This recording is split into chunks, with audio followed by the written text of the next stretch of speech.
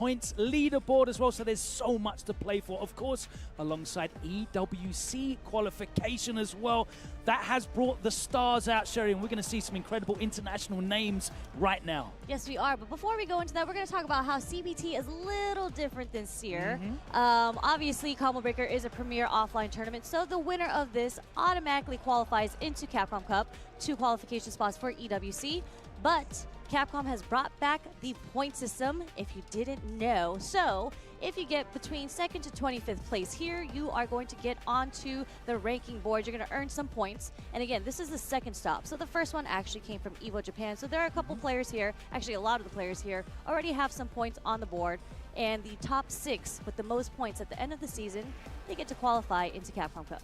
I love that. It's rewarding the consistency of these players that are traveling so far and competing at this level. Of course, Rikichi with that 2nd place at EVO Japan, topping the leaderboard alongside Kobayan Momochi, who's been incredibly dangerous. Lashar, who we'll see coming up very shortly. Akira in 5th place. NL, Higuchi, Yanai, players that are all here and you'll be seeing on stream very soon. Itabashi, Zangief still in the winner's side, and we've got a big matchup for him coming along. Yampi off the back of her incredible performance, EVO Japan as well, running up the leaderboard alongside, you know, established legendary names like Sien and Takedo, and then the newer names like Ujiro, Ending Walker, Zangief, Balado, and there with Big Bird in 16th place as well. We're going to be adding some more names to that, and thank you so much to Capcom for adding significant amounts of money to the prize pot. That's right, the CPT Premier pricing. On top of what is already part of this Combo Breaker prize pool, Capcom are providing $2,000 to first place, $1,500 to second, third with $1,000, and fourth $700, making it very much worthwhile on top of those qualification spots and those CPT points. There's a lot up for grabs here, Sherry, today. 1,300 players. There were 1,300 players here, and we're already down to the top 48. And by the end of today, we will have 1 champion of Combo Breaker. Now, it's important to point out that the total entry figures here at Combo Breaker haven't gone up a huge amount. But when you look at the density of pro players and international representation compared to last year, it's worlds apart. And I think that's so much down to, obviously, this Premier Pro Tour status of this event. And I can't wait to watch some of these iconic names stepping up in the next 2 hours that we're going to bring you in round 3. And what makes me sad, I mean, not sad, because it's been incredible Street Fighter. I know. We'll let you get to the Problem X, you know, but there have been a lot of upsets leading to this point. And I'm sure we'll have some time to talk about it, because I know the match is coming up soon, but between Shuto and Problem X, you know, to me, you tell me, Problem X, I feel like hasn't found his footing yet, really, in Street Fighter 6. Obviously, he's an incredible player, so he's done well. He's had some great results. But right now, I think this, you tell me, I think this is kind of his best performance of CPT so far for Street Fighter 6. Yeah, I think if you look at Problem X's like marquee result, it's going to be that first last chance qualifier in Los Angeles, where he managed to win that and be part of Capcom Cup. But other than that, I think he would agree as well. His results have not been at the high standards that he holds himself, but I think that is also reflective of the era that we're in of professional players, the density of supported players that are coming out to these events now with sponsorship backing, competing every single month. It's an incredibly difficult thing to be consistent, and Problem X, as you say, alongside many of the other M. Bison players, I think, have struggled to find that level of consistent placing so far. I'm very happy that he got his M. Bison, because you know, I definitely appreciated the Blanca. He definitely had some setups. I think that's kind of what Problem X is known for having like setups, especially chip sequences. He loves an activation into a mix, into a comeback. Exactly, exactly. And Blanca is great for that. But I think Bison truly, especially with all the damage output, he really did start finding his like comfortability with M. Bison. But Shuto, you know. Yeah, this matchup is really going to underline the new era at the end, because these guys have never, ever played each other before in any title. So we're back offline, we're black flying around the world, and these are the matchups we're going to start seeing over the next month repeatedly, so we can really find out who's the world's best. But Shuto, tell me a little bit more about him. Of course, you've watched him play offline as well. I did. I did get the pleasure of commentating him at CPT Singapore. He did take that event. He was originally a Marissa player, switched over to Akuma, so he's found a lot of success playing Akuma. Now, he plays a very aggressive style of Akuma, and the fireball is going to be, you know, pretty useful in this matchup until Problem X is able to deal with that with the charge. Yeah. The aerial approach, though, for Akuma is very difficult for Bisons to handle. But it's been all ground-based so far, hasn't it? Yeah. Oh, you know, we see the first demon flip there, as you say it. But I think when I've been speaking to Bison players, like Yivesen, I played a little Bison myself, I did find the aerial approach from Akuma very difficult to deal with. And then they were saying, you know, the true answer to all that is just like a delayed cycle pressure as an anti-air. Yep. Well, obviously, you're doing it delayed. You have to have the charge. Now, you can get mixed up from that because he can change his aerial timings, but another answer to that, and you just saw Problem go for it, and that was his signature in Street Fighter V, was the early air-to-air hell attack, jump medium punch. That will stop the air fireball entirely because it makes it dissipate, and it will catch any of those delayed dive kicks, any of those demon flips as well. Problem X is a master of that, so we'll see whether he can deal with this aerial approach. Again, you see Shoto take into the air. Trying to bait something out with the air fireball, just kind of change up the aerial way that he's approaching. Oh my god, again he gets stood up by that drive rush medium kick. And it's very tentative right now, isn't it? They don't really seem to want to be engaging, but the little bursts of drive rush action, whether it's from Shooter or Problem X, are paying off. Ooh, okay. Get off of me. Does not want the bomb on him, so. A lot of adamant flames coming here. A DI, okay, they both burn each other out. Well, actually, sorry, Problem X just with a little sliver left, but Shuto getting the burnout with the palm. More adamant flames. Nice, there we go, the Psycho Crusher anti-air, getting the job done. Oh, he's not able to get the whip punish on that roundhouse. I didn't even think of that as an option against the Devil's Reverse. That is going to be your first game for Shuto. Now, Shuto seems to be getting the most out of the scrambles in these situations. He's beating Problem X to the punch a lot of times with these fierces, and he's getting counter hit confirm. He's not having to confirm into the target combo. He's hitting counter hits and tagging on big damage, and Oki after that as well. Problem X needs to start coming out ahead in these scrambles, but there, the perfect parry from Shuto sees him come out on top again. Yep, taking him all the way to the corner, but Problem X, he's going to try to find a way in the neutral, but right now, Shuto has got it. Relentless pressure, just keeping him in the corner. Didn't get the whip punish on the Fierce. Very lucky for Problem X there. And again, he beats him to the punch, and that has been the button of this match. Forward Fierce coming out. Counter hit so many times. Of course, in the corner, you see him just convert into the target combo because he gets to follow up afterwards. Oh my god, the medium kick again. Hitting from so far. I feel like, you know, in this matchup, oh, what a jump back jab. Just keeping Problem X in the corner. Okay, wake up super again. This is going to catch him this time.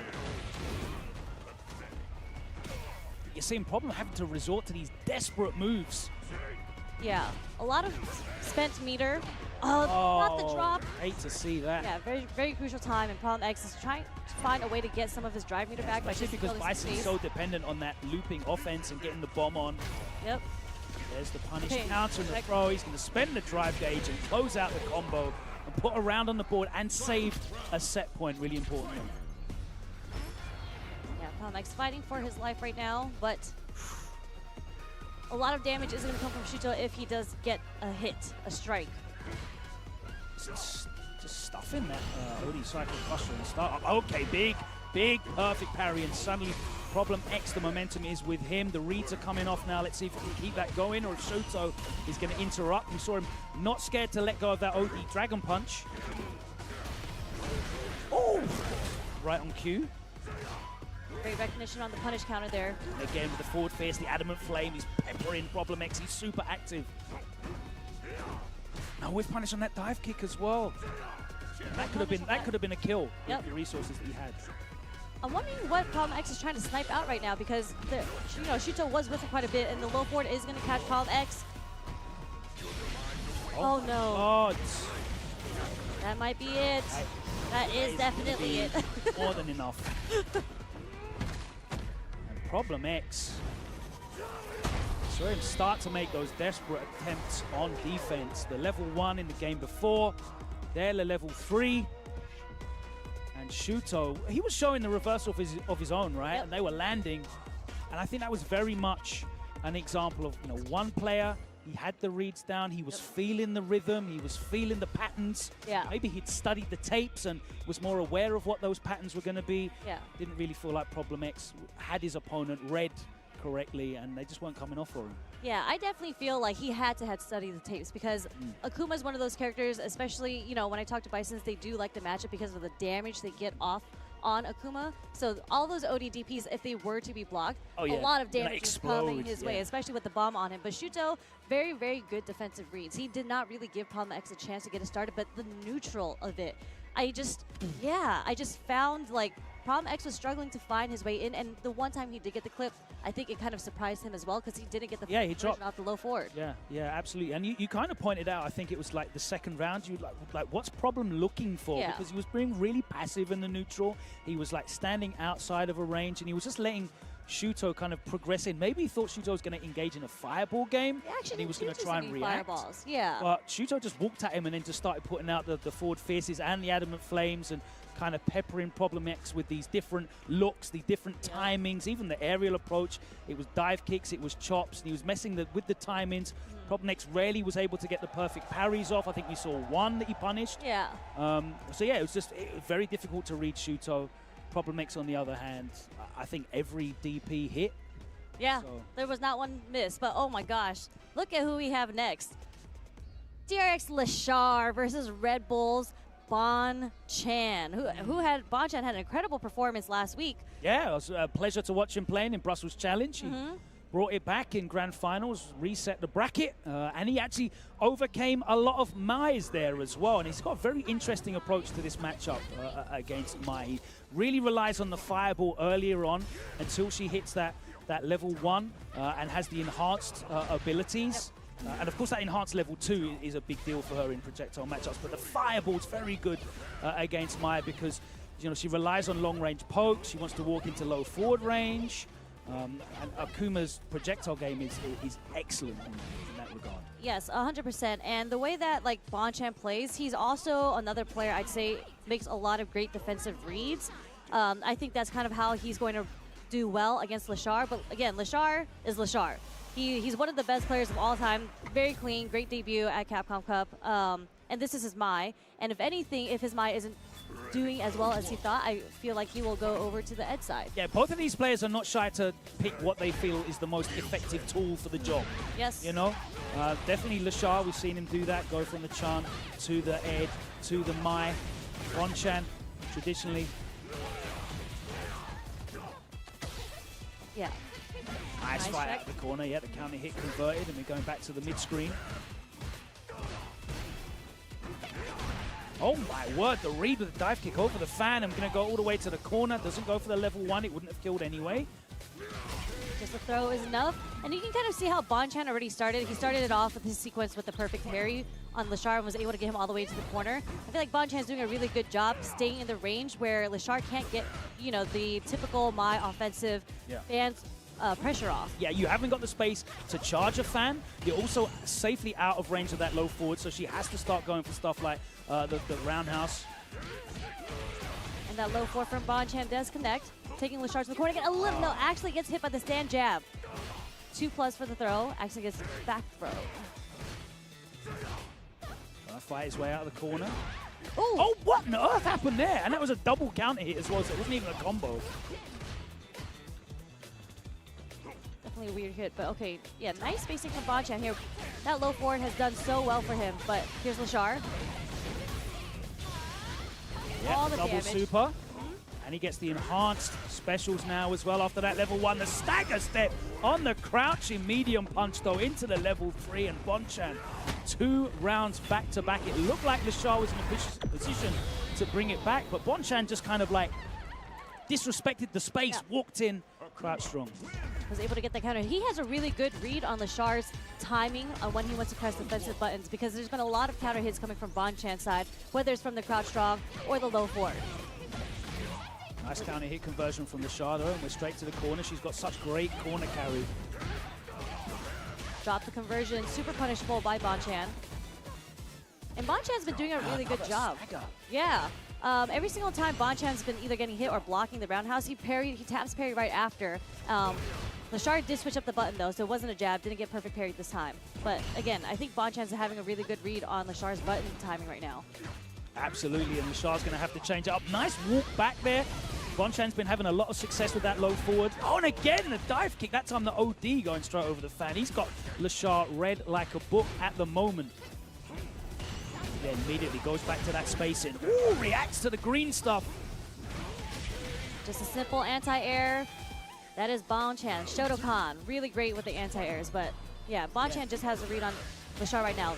Little tippy toe with the stand short there into the drive rush. Yeah, he's very good at spacing that light kick because, of course, you can't just buffer it since the change in Season 2. So he's very aware when that light kick's going to connect. Oh, the shimmy with the heavy button as well. He's confident. No safe jump. Okay. Let's see if Lashar can get it started. No, that's just going to be it. And you know what? I think Lashar was able to have the enhanced specials after the level 1 for about 4 seconds total in that entire set. Yeah. What a great job of Bonchan to just control that. He wasn't letting Lashar get any of his stuff started. Yeah. There were no charge fans. There was no space for any OD fans as well because he was threatening with the dive kick. That was massive for him as well. And the reads, you pointed that out. He knew the button timings. He called that out really early with the perfect parries. Yeah, even the perfect parries, even the counter hit, like the staggers, and at the very end, the shimmy with the fierce. So, and he had the hard read on Lashar. So, unfortunately, this is top 48. So, we're not getting 3 out of 5. This is 2 out of 3. You really have to adapt very quickly. And unfortunately, Lashar wasn't really able to. I mean, like, as you mentioned, he could not get it started. But anytime he did want to throw the fan, Bonchan, I don't think maybe he blocked maybe one fan. If anything, he would just demon flip, dive kick out, and actually get the punish on Lashar. Lashar could not get it started. Yeah, and there was another instance where he was inside a certain range where the drive rush was close enough that it was guaranteed that the DP would work as well. We've seen 2 matches already now with 2 very, very confident performances. Dominant performances, and that's so important for Street Fighter 6, right? You can say situational awareness and all this kind of stuff, but confidence and committing to your decision making and coming in with a real plan and sticking to it is so important in this game. Which is why I feel like this era of digital information is so important because like if you guys are here at Combo Breaker, which is why I always advocate for like offline tournaments. You see the players walking around on their phones looking at YouTube and all the data on the player they're about to go against. And this is after full nights of rest. I've got a fantastic, this goes all the way back because this is something that the Japanese players have been doing for ages. I remember commentating Street Fighter 4 at DreamHack in Sweden. Okay. And Daigo sitting at the side of the stage on his PSP, shout out to our sponsor Sony, PSP, watching replays that he downloaded off YouTube and put onto his PSP so that he could study his next opponent. They've been doing that for 10 plus years. And that's the kind of behavior you need to have as a professional. Yep. And we're all professionals here. Definitely in the top 48. This man is. Which one? Because both of them, you're pointing at Tokido. Tokido's a professional guy, he is a professional. Fitness seriously, his sports psychology. I think it was Sajam saying that Tokido has a shirtless commercial of him right now doing fitness. It's real professional right there. I mean, he wasn't around last night in the arena. Oh yeah, where they were doing the shirtless. Everyone was definitely shirtless last night, a lot more than you guys would expect. But speaking upon the history between these two, I think we were talking about how we should have a conversation about this because, to me, Tokido has a geef problem, right? And I think the record between the two, Itabashi Zangief does have the upper hand on Tokido right now, but you think there's a chance because of well, in the last major that Tokido won, which is of course the Asian Championship League in China that happened last week, he had an incredibly strong performance, really dominant. Itzazan was there as well, and he didn't make it out of pools because he lost 2-0 clean to Emperor, of course, the Korean Ken. So it might be a situation where it's a player versus player style thing. I think you spoke about that as well when we were talking. We'll see how it goes, but I think you definitely have to be bold in this matchup. Itzazan's so scary. He is. Oh my word. That is definitely one of Geef's best defensive pokes that Itabashi Zangief is really good at doing is the stand short and the stand medium punch. Yeah, I had the pleasure of watching Chris T play in Losers, and he lost to RB, who was using Geef as well. And the pokes, it's so scary to get inside of range. You don't want to even get anything blocked. Oh, nice. He punches the landing frames, and you're going back to the corner. Dry reversal. We don't see that too often, but nice. It did work out for him. Oh, no DP! Nope. And you'd expect that from Tokido. maybe illustrating the kind of hesitation there. Yeah. First round, but Zangief, Itabashi Zangief slowly walking Tokido into the corner. Ooh. And the hard read. That's how you know they play each other. Tokido did an empty jump DI, actually catches Itabashi Zangief with the stand short.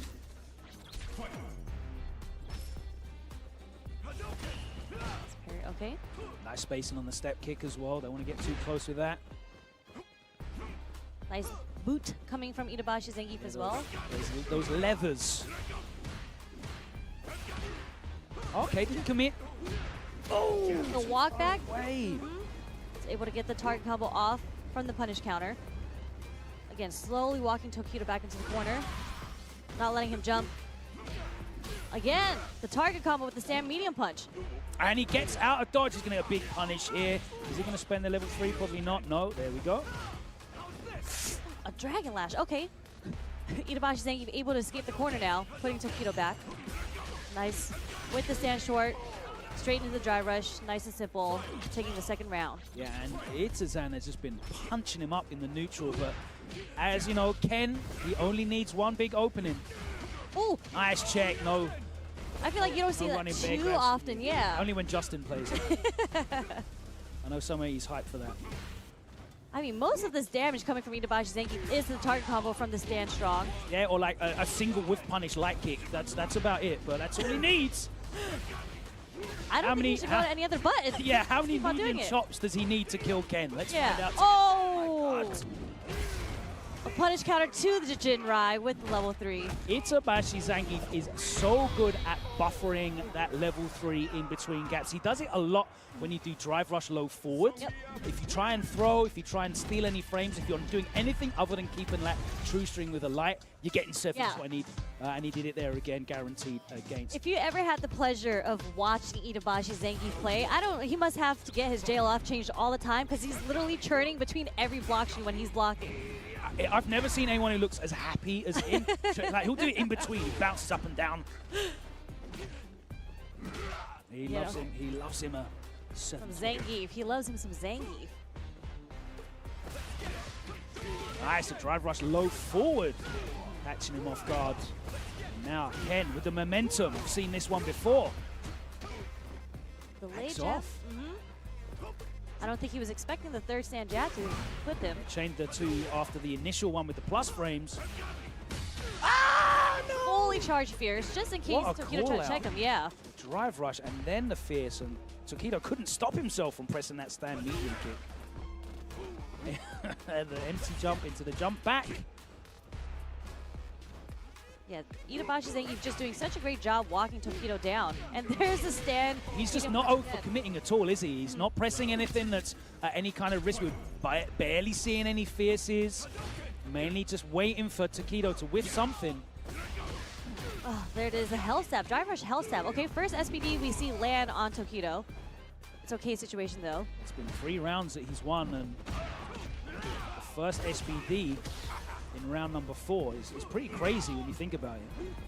Yeah, that stand medium kick from Itabashi, the Zangief, is just so hard to whiff punish as well. Like, you did see the crouch shot come out from Tokido. Wasn't able to check it. The footsie's going on right now.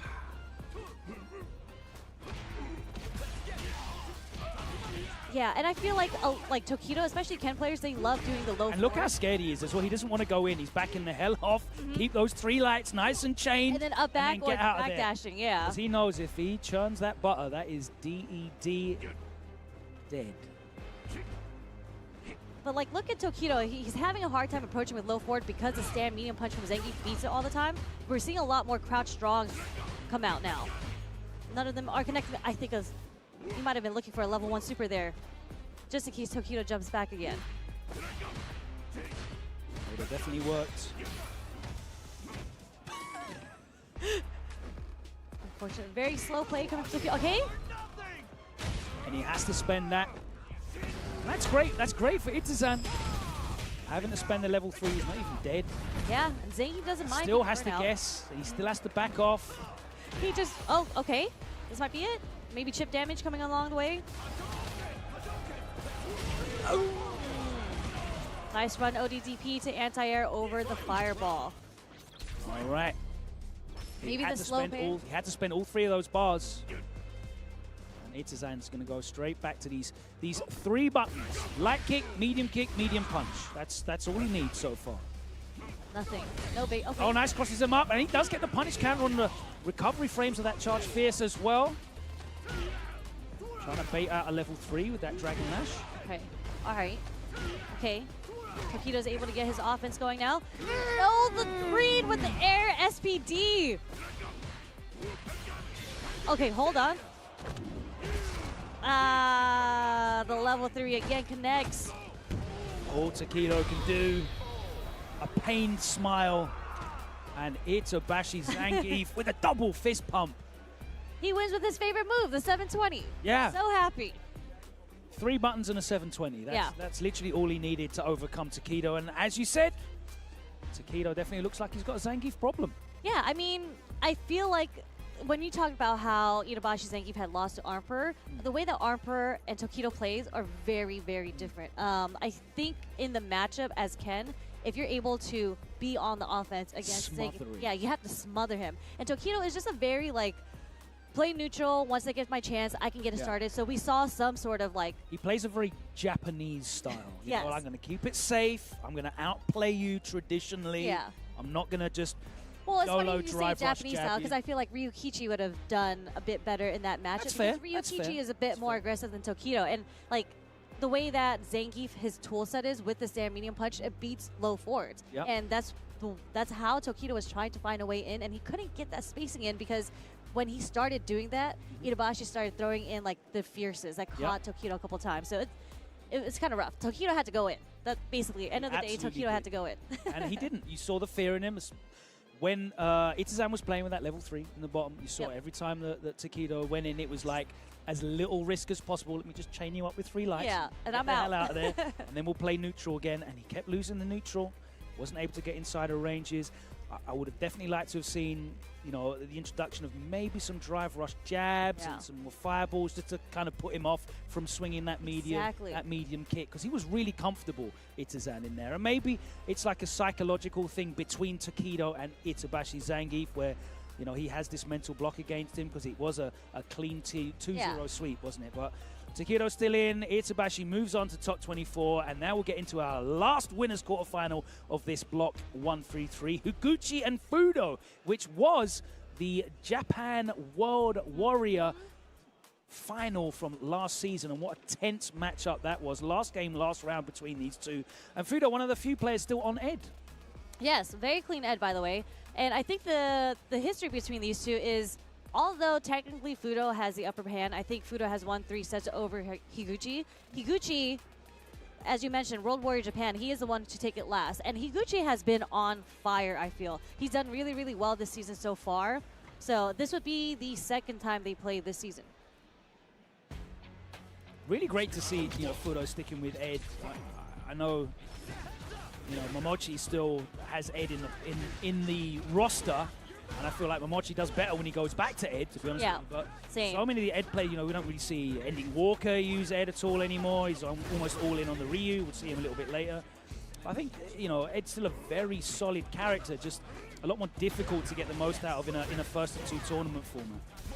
Yeah, Ed, to me, is definitely one of the most difficult characters in this game so far. His tool set, he's just not one of the easiest characters to use. But I think in this matchup in particular, something that is like one of best attributes of Ed is his poking range. Obviously with Snatcher and whatnot, I think that's kind of how he's going to have approach this matchup with Guile. He doesn't have the best jump. That's what you're looking for as Guile anyways, because that's the only way you can really approach Guile is through the sky. So we'll have to see. I definitely feel he's able to play in a range where you can threaten with the perfect parry and button straight away, because that's Ed's great strength, right? He has reasonably fast buttons at ranges that are far outstrip anyone else for that speed. So you can kind of beat Guile to the punch, get in, and he's got great Oki as well. You know, as a Guile, you don't want to be having to guess in the corner on a flash kick as your only answer. And Ed still has one of the safest corner pressure, the least risk corner pressure gains. Because he's so far, and when he's charging that snatcher, oh my god, I get so irritated because I'm just like, okay, we gotta hold the parry. Yeah, I perfect parry, and then what? Like, what do I get from it? You know? But we might start seeing like an introduction of DI. That is a very common answer, although it is a hard committed read to what edge strings are going to be, is the DI. But again, I do see that a lot from the Japanese players when they play against the edge. Specifically last season, I'd watch like Akuma versus Ed, and they both be throwing DIs at each other in neutral, because they are like relevant tools that you have to make them think about. There's a flick into the drive rush cancel, and immediately,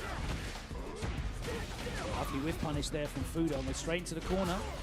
Okay, they are trading some buttons right now. Yeah, they are having, you know, they're swinging it out inside a phone box.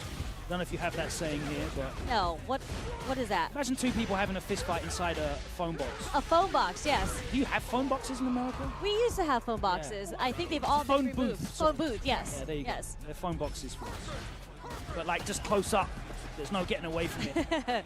They are indeed quite swinging at each other, but they're staying at that very good range where, you know, they want to whiff buttons and they don't want to whiff, but they want to get the punish counter. Goes through with the OD Psycho upper. Okay. Nice conversion. It confirms that into the level 2. The solid puncher. He's going to send him further into the corner. A little delay there, and Fudo not flinching. Nice stuff. Okay. Easy throw into the corner. Nice check from Fudo there. Yeah, it's very difficult to shimmy him. He will press buttons. So you got to frame trap him. We'll just go for those throws and commit. Yeah, really good sequence from Higuchi there. Wow. He'll rush to get out of that jump in. Something a lot of Eds do, especially when you jump in at them, just because their DPs are so slow. They don't want to. And they move forward as well, so it's really awkward to okay. The angle. Oh no! That's right, it's a reset. Don't worry. Again, Fudo not biting. Very difficult to shimmy him. And it's Higuchi this time. Oh, it's going to catch him. Great reactions from Higuchi, maintaining the charge. And that level 1 off. A little hop knee. Perfect parries. Nice punish on the sweep. Starting with the fierce. That's what I mean. They hold the parry and the snatcher. He's gonna take it. Okay. Nice backdash. It wasn't a punish counter, so.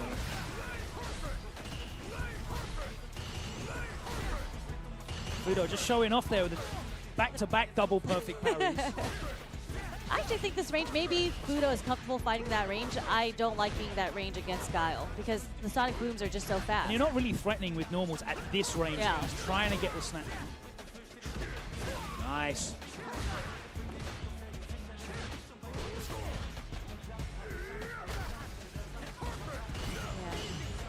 He is going to build the level 3 from here. Great patience from Fudo. He just went, oh no! You know what? Maybe he just wants to find a way to activate level 2 and give us a dream combo. Wants to find a way to burn out Higuchi. Higuchi not having it. This is going to be a rough situation for Fudo now. Yeah, what do you do here? Because you can't block. Yeah.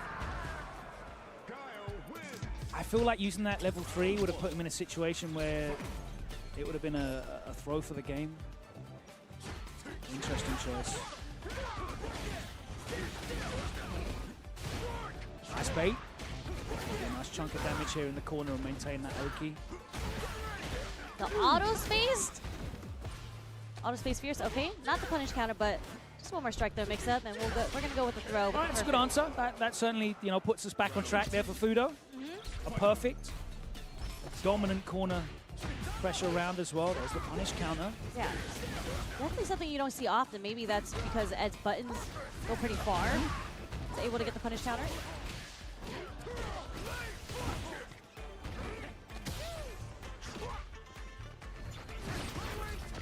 A little closer. Nope.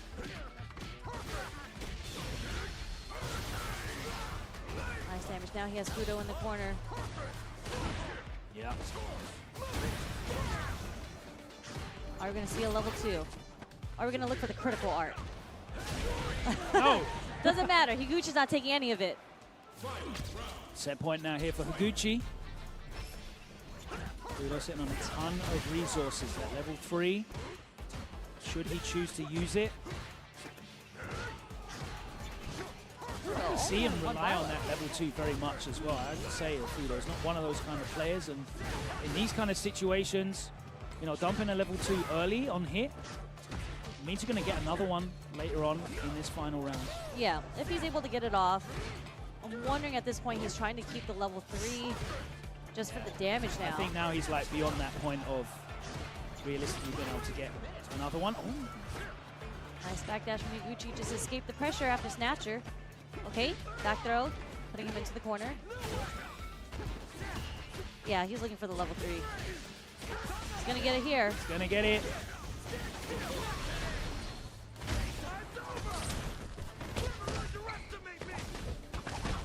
This definitely kills, right? Yeah, yeah. Okay, there we go. 1-1, Fudo versus Higuchi. This is the first match, or first set that we've seen. Yeah, that's not right. 2-0. We've been seeing 2-0s across the board all the way up to this 4th set. All right, is Higuchi going to go for the time-honored tradition of changing his costume or color? I want to see what notes. I mean, he's reading or he's bumping music right now because he's changing the playlist, right?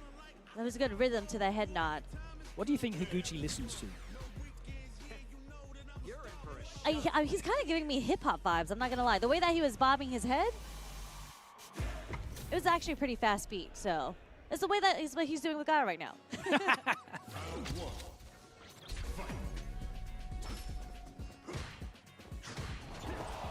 wonder what his notes were.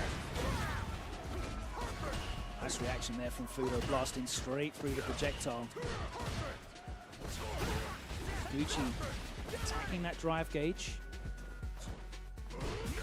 Backed himself off into the corner. The delay on that light kick gives him a counter hit, and he's able to convert off of it. Fudo still has a significant life lead, though.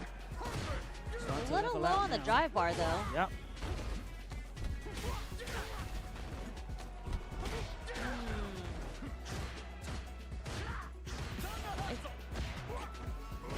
Looking for the trade. Huge life lead coming from Fudo. Yeah, he's going to be able to kill him here just using the OD meter. Doesn't need to spend any super. Yeah. Fudo bringing it back from set point down. Now he's the one in the driving seat. I feel like it's difficult to whiff punish Ed in general, so I feel like that's not a reliable game plan for Higuchi to stay at that range to look for the whiff punish. You know, the hardest thing to do against Ed is to close that gap and, you know, stay on him. But I think that's really only Higuchi's only option, or to be at a range where Sonic Boom is in his favor. Nice anti-air level 1.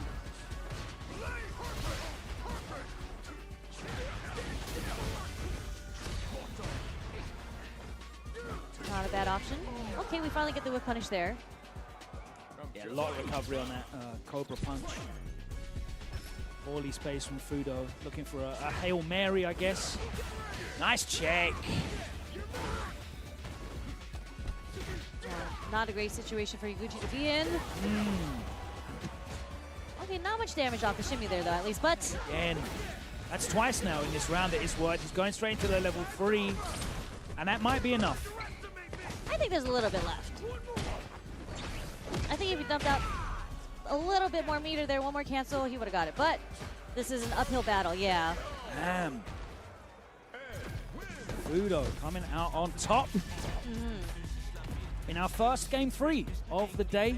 Hard fought between the two of them. But you're right, Higuchi just couldn't traverse that neutral area. He was either whiffing stuff and getting punish countered, or he was walking straight into the mediums that were being buffered with drive rush. But what I'm trying to figure out how that matchup would go, because like they were both in the range where you would want to whiff punish each other, but you can't. It's really difficult to whiff punish Ed. Well, the reward as well from doing it is so much different. Like if Ed whiff punishes you, then you're getting picked up, the corner carry's great, the pressure's fantastic. Gar whiff punches you and like, what is it? Sweep target combo into blade and... That's all he was, and it was a lot of sweeps. I think 2 of the sweeps ended up getting blocked because it was a little too late for the whiff punish too. So I just feel like, you know, he had to approach it differently. Maybe, I feel like the answer in this game is always to just be the aggressor and play more aggressively. Like the mental stack in this game is so high, you want to make your opponent like fidget quite a bit. And I feel like everybody who's been on the offense for these last 4 sets have been the aggressor. I always say in this game, you want to be the person leading the dance. You want to be the person asking the questions, because answering the questions is just so perplexing in this game. It's so much mental stack overload in Street Fighter 6 that realistically you want to be the person who's always initiating. And that's why Guile is such a hard character to perform with consistency at these levels. Oh man, so I think this is a losers match. Yes, that's right, because we've had all of our top 24 qualification matches. So now we're down into the losers side, and we've got Kochikog, who's been traveling quite a fair bit, actually, here up against Tachikawa, who was sent to losers bracket by a Problem X a little bit earlier on. Interestingly, he went for the Ed in the first match against Problem, who certainly has a fair bit of experience there. Then switched back to the Manon, who he's been using a great deal. And Kochikog, he's been taking out my favorites. He took down Just the Kid Jack and Nephew, put them into losers. They're still in, but yeah, he's been taking them down. I think this is to qualify into the top 24. It is, you're right, yeah. That means Kochikog also took down another favorite of ours, Shine. He's taking out all our Americans. No comment. All right. Rarely seen Lily. Yeah. I know we've still got... Lily's been putting in work, though. Ote, but yeah, his Lily is here. And he's got a very straightforward approach to it. Obviously, Kochikog, we remember from Street Fighter 4 days, doing it with T-Hawk, but he's keeping it in the tribe and representing with Lily. Yeah. And he plays a very straightforward. It's literally just utilizing the wind stocks, getting in, trying to abuse your drive gauge, forcing you to use drive reversal so you're at a drive gauge deficit. Yep. And then eventually the burnout, she can start using her light strings and sneaking those command grabs in. Yeah, and I'm sure these two have played each other quite a bit. And when I spoke to Jack about, what's the difference, because obviously Jack has a lot of practice with Chocotate, so I was pretty surprised he had lost to Kochikog. He said that Kochikog plays significantly different from El Chocotate. Okay, did he say, in what way? Or he said there's not, it was either or. I don't remember who was the one, if it was Chocotate or Kochikog is the one that does a lot of DIs or parrying. He was saying that he doesn't do it that often, so I think he had a problem opening him up. Well, let's keep a lookout for that. Yeah.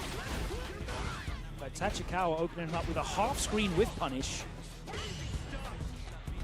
That wasn't a punish counter, though. I do think that was a safe jump, yeah.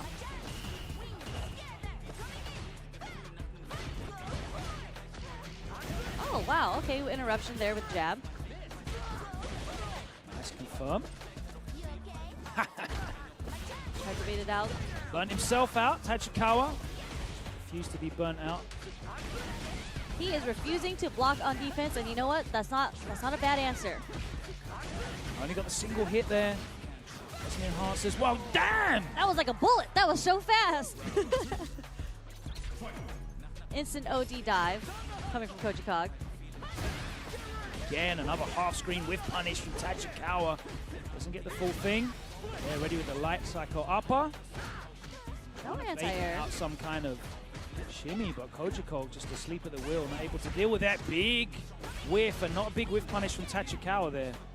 Yeah. Take the throw. Nice drive reversal. Yeah, and that's obviously a 2-bar for 2-bar situation. Scoop. Oh my word. Pressing from that far. Interesting. Close to burnout here. One more sequence if he does block it. Okay. Kochikog was trying to bait out a reversal there. They're getting hit, so he's still not burnt out. And wake up buttons again from Tachikawa. As you said, he just refuses to block on wake up. Oh my word, Kochikog burnt himself out, and then the hard read on the command grab. Tachikawa saw it from a mile away, didn't he? Yeah, I mean, as a command grab character, I understand the hard commitments to the 50-50s. You live or die by it.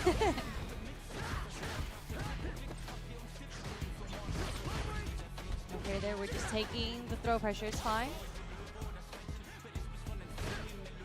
All right, what are you looking for, Kochikog? Just holding down back. Okay, sweep. Nice early air-to-air from Kochikog there. Stop short. Okay, caught him holding up.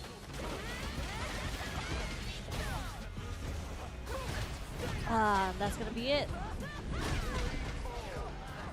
Finally, the call out there from Kochikog and Tachikawa. Going for the reversal. We haven't really seen a lot of that on defense as well. There's a lot of buttons, so I guess that's a good time to show it. Yeah, I think that was the second OD uppercut that he had done there. I think the first one was blocked as well. So we're seeing that Koji Kog, like, he's trying to mix it up between the meaty and like the delay, and the delay has been working out for him, and he has been clipped every single time he did try. And well, he missed the meaty, so I think he's actually been going for delay a lot, which is why he's losing. Tachikawa's been clipping him counter. Yeah, exactly. You're right. Yeah. Oh, nice reactions.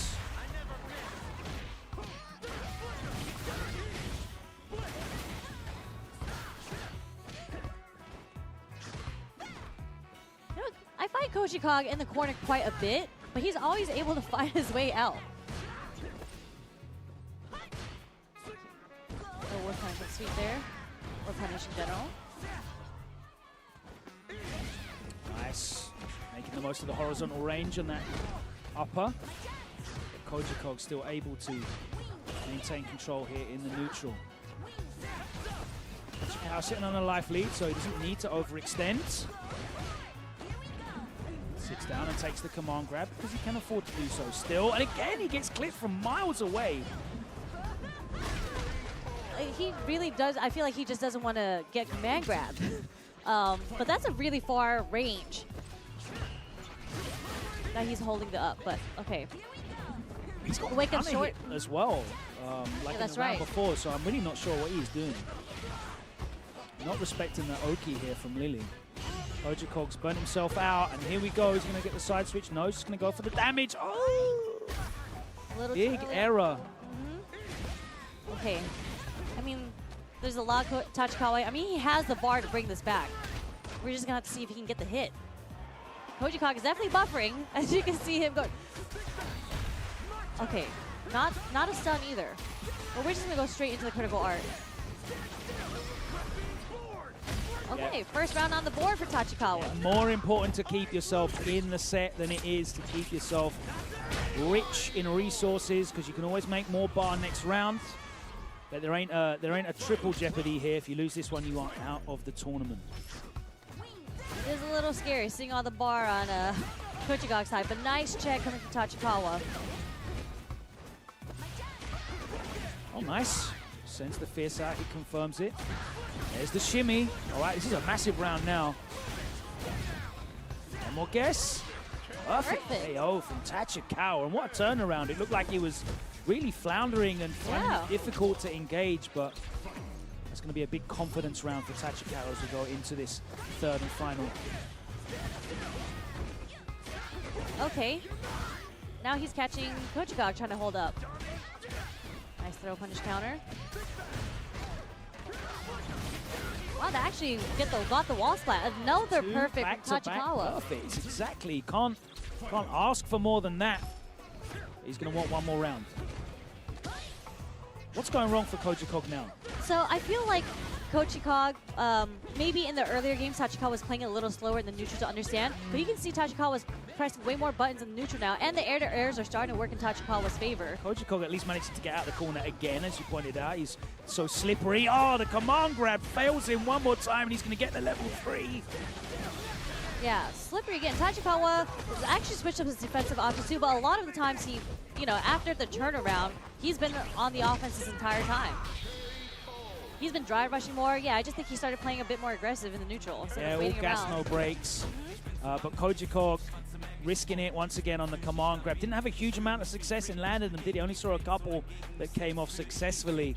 And Tachikawa, in the moments that mattered, was able to read those grabs and take advantage in closing out the level 3 there to bring it back from the precipice of defeat. Yeah. Swung it back round for a 2-1 victory. So Tachikawa advances into top 24. Koji Kog, unfortunately, after eliminating some of your faves. Well, not eliminate, just Shine. He eliminated Shine, which, RIP Shine. There's another term. Overcoming, defeat. Yes. But I believe Just a Kid, Jack, and Nephew are still in, hopefully. I haven't seen. Yeah, Jack has got to go up against one of the rampaging Hondas in Harms. That's so funny. Okay, we're looking at the bracket now. Back-to-back Hondas. Yeah, back-to-back Hondas. So Jack had to go against Bolo, who took out Hikaru and Chris Wong. Now. I can't even right? remember. Yeah, it was Chris and then Wong. Harms was the other Honda that took out Akira. and put Shine in losers. And unfortunately, it looks like Nephew did drop to Harms.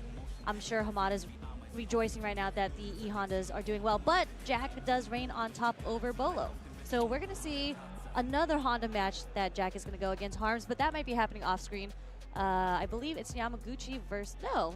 We're seeing Killzyu. Gen versus Killzyu. Okay.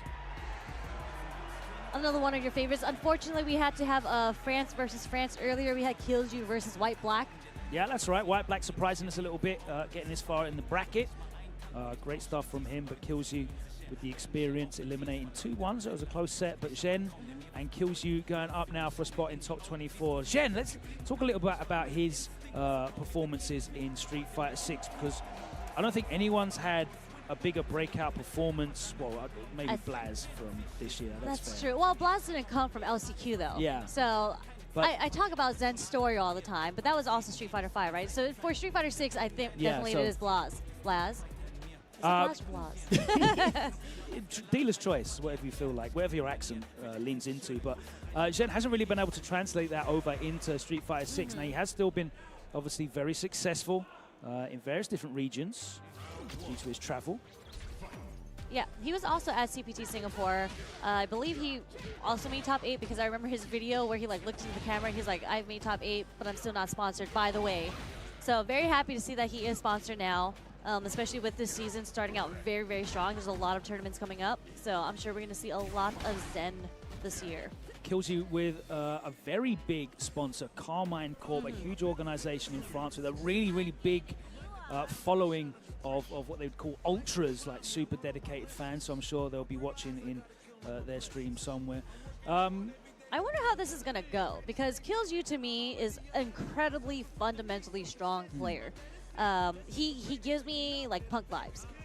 Yeah, relies very heavily on spike. Very similar kind of player character choices as well. Like he has used Cammy a lot in Street Fighter 6. He used Carrion a lot previously in 5. He does play that kind of style. He has been using Mai a lot recently, but it seems like he's gone for the jury in this, for the pressure, for the mobility, and for the projectile game. And I say the way that Zen plays, he's kind of his own style. He doesn't really play very slow.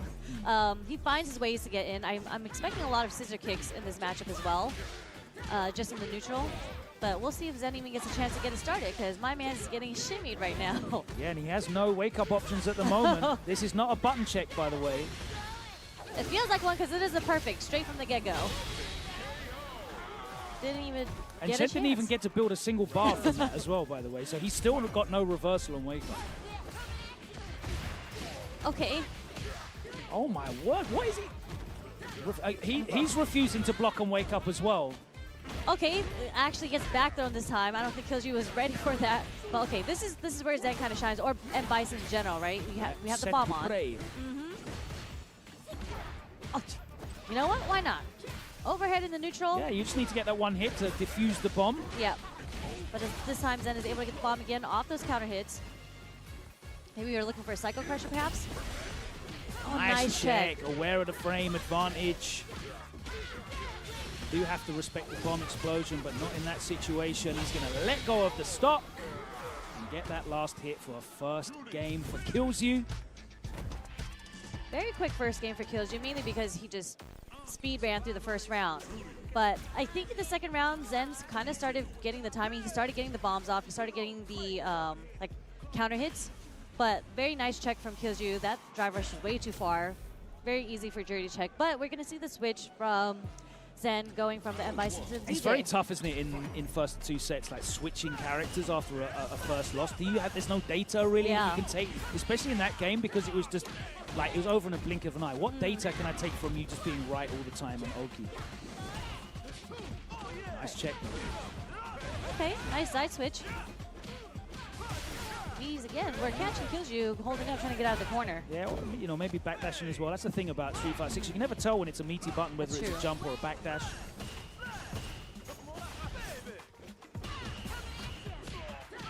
Nice check. There's the backdash. Yeah. Nice from Zen. Better that time. Able to get some of his offense in. A couple of challenges coming off for him. The backdash, the standing light punch earlier on as well. Santier's going to pick him up. Oh, spins the bar and cashes out a solid amount of damage. Yeah, just off an anti-air. Amy tried to step away from it. Okay. Wake up, Odie Jackknife. Get off of me. Then slowly getting his drive meter back. But what a punish counter. This is going to be it. Straight to the level 3. Okay. Very different story that time around, wasn't Very it? different. We're seeing a lot more movement coming out from Zen, which I feel is more difficult for Jury to deal with, because when you have sway, when you have access to a lot of movement to kind of force your buttons to whiff, you get more hesitant on pressing it in neutral. And I feel like when you were playing Bison, you were kind of just like, all right, I'm in there with Jury. Yeah, and you're not just so susceptible on, you know, everything being dependent on, can I get my bomb combo off? Yeah. You know? DJ always has access to big damage if he's got the resources to do so. He Definitely kills you. not situational. He's having a hard time dealing with the drive rush jabs right now. Oh my word. Okay. Nice wake up jab. Crouch jab does connect. Catches a delayed button there from Shen. He was looking for, yo! Right over the fireball. Yeah, and basically the equivalent of using the scissors. Yes. Just in case Killju wanted to check his drive rush. A nice block of Killju there. Catches the walk back on the shimmy. Wake up, crouching, light kick. And I love watching people's decisions on wake up. You know, they start doing crazy stuff that shouldn't work, but it does based on... I mean, the Odie Jackknife has working out pretty well for Zen so nice far. check, but he wasn't able to get anything after it. The jump fierce. Smacks him down to the ground. Okay, nice chase And the down. grounded punish as well. There's the burnout in the corner. Has the level 3, so he's not hopeless. Doesn't get the cancel. He went for the target combo. DI is going to take it over. There are a number of things that DJ cannot throw out that are very susceptible to drive impact. I didn't even think about the target combo being one of them. Okay, nice swing backwards just to build a little more space. And there it is. Beats him to the punch. Uh-oh. Killju burned himself out for that combo. There's the movement again, you said. The sway, he's just not able to sit still. This is a very difficult situation still here for Zhen. This is going to be a cash out into death, into game. Killju not able to react. He had the bars there. If he were able to get that level 1 or even a level 3 out, but Yeah. Zhen, what a turnaround. It was kind of a scramble situation. Yeah. And, you know, we didn't really see a lot of reversals come out. We didn't see any reversals come out from Killju, actually, just to get the pressure off of him. So good stuff by Zen. Yeah, I think he did a really good job of not making Killju comfortable that he was going to go in, because the movement, you mentioned that, the sways, you know, drive rush and stopping, like backing off. He wasn't predictable on his offense. Yeah. And it made Killju kind of reticent to mash on wake up, and he got away with a lot more pressure. He was able to consistently put him in situations where he had plus frames and advantage. He saw a load of counter hits as well, didn't he?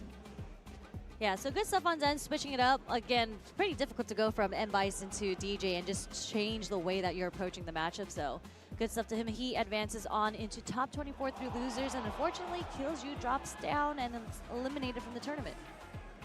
Absolutely, of course. We are back here at Combo Breaker on the Capcom Pro Tour. And there's plenty more CBT offlines scheduled to happen across the world. The next stop, not very far. We're going to the East Coast down in Florida. CEO is back in Orlando, and registration is still open. We'll see you June 13th to the 15th. You can compete to potentially win your ticket to Capcom Cup 12 in Japan. Register now. You can find out more information about not only how to sign up for CEO, but what events are happening on the Pro Tour in your area online on the official Pro Tour website. Yes, for sure. And shout out to our sponsor, Victrix, because the Victrix Pro KO Leverless, it is the winner of the 2024 Best Tech Award at the EVO Awards. So it gives you the top tier modularity with hot swappable switches and a remappable 16-button layout. Yes, 16. It is the ultimate esports weapon for competitive fighters on the PlayStation 5, for Xbox, and PC. So I have the privilege of holding the leverless here. And you have and the I got the privilege. Pro FS, which is almost like a classic now. Yes, I feel. have one. Yeah. I use it every time. That's what I use in this tournament. But a lot of people have been switching to leverless, so you know they have it in every option available for you, whether or not you are a leverless or stick player. I'm a big fan of like a brushed aluminium finish. Yes, and, yes. And that's why I really like the construction of the KO. Look how thin it is. Look at this. This is just easy for you to drop into your backpack. This is definitely not thin though. This is that was not thin. That is a weapon. This is feeling like real old school. You know, you can slap these buttons hard. It will take a beating. And it will hopefully deal out some beatings to your opponents. Shout out to the people at Victrix. You can visit victrixpro.com and pick up not only the Pro FS and the KO, but they got the modular pads as well. Lots to check out. Yes, but before you guys go anywhere, we are going to take a short break. But there is way more Street Fighter 6 action. Again, we are in top 48. There's still a couple more matches to solidify who is going to move on into our top 24. So make sure you just grab a drink and you don't go anywhere.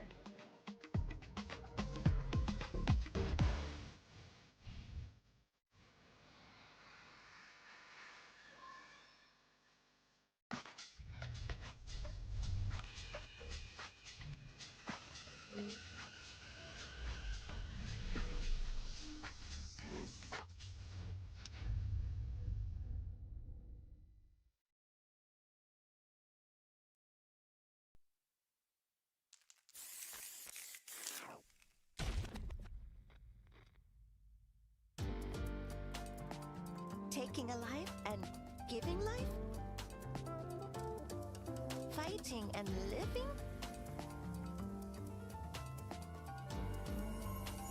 I wasn't looking to fight to the death.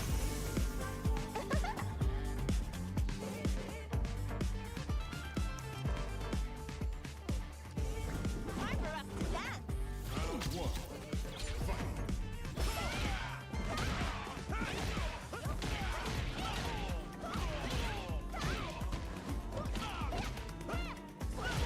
What do you say? How about you dance with me? Relax.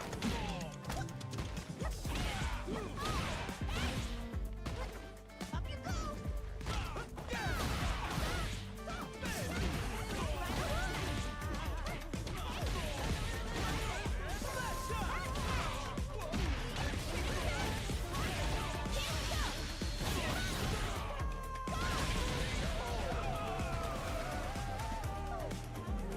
Oh, thanks.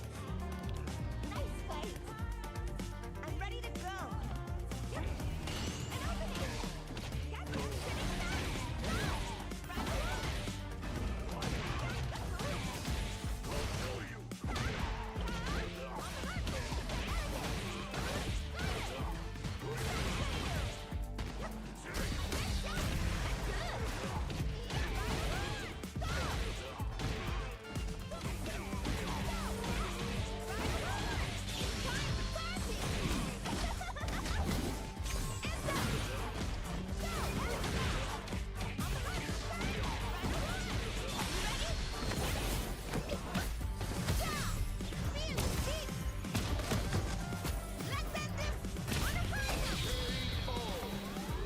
All right.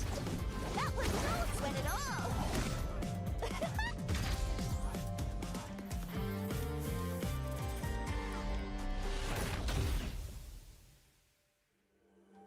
It's time to party.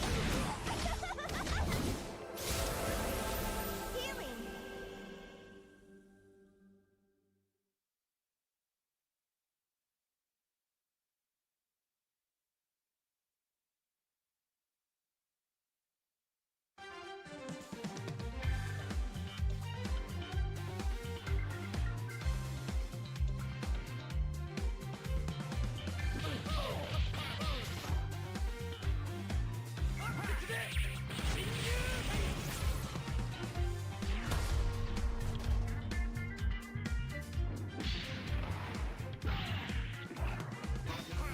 Repulsor blast. Unity. Repulsor blast. Yes.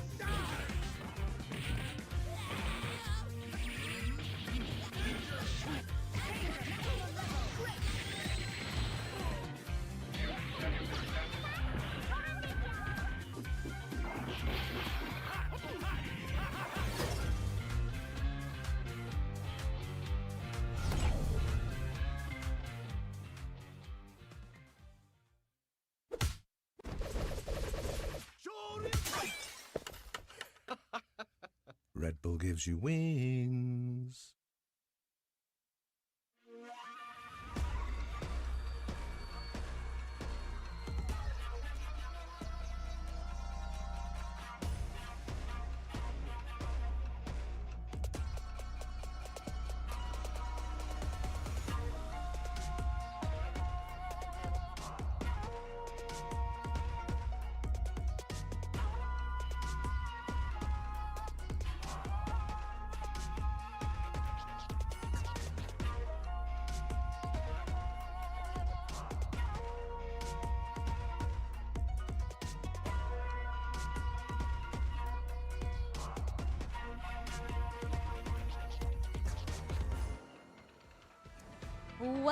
Welcome back to the finals day at Combo Breaker 2025. We are in top 48. We are well on our way through top 48. Halfway through. Halfway through. And the matches we've seen so far are all literally matches that could have happened in any top 8 at any CPT Premier event. But we're only in top 48. That's the beauty of being back offline for the Pro Tour Premier event.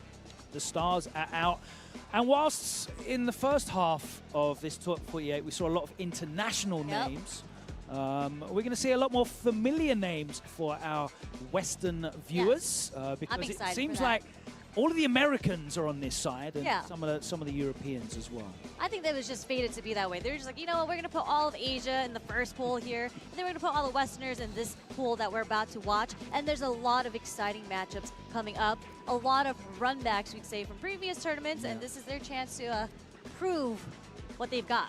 We also have the possibility of one of the most exciting matches ever in Losers Bracket. And Losers, which one is that? We could have the Highlander match. There can be only one, and it would require Kusanagi to win and go on to face Kusanagi in a potential match for not only a place in top 24, but the ownership of that name in the future.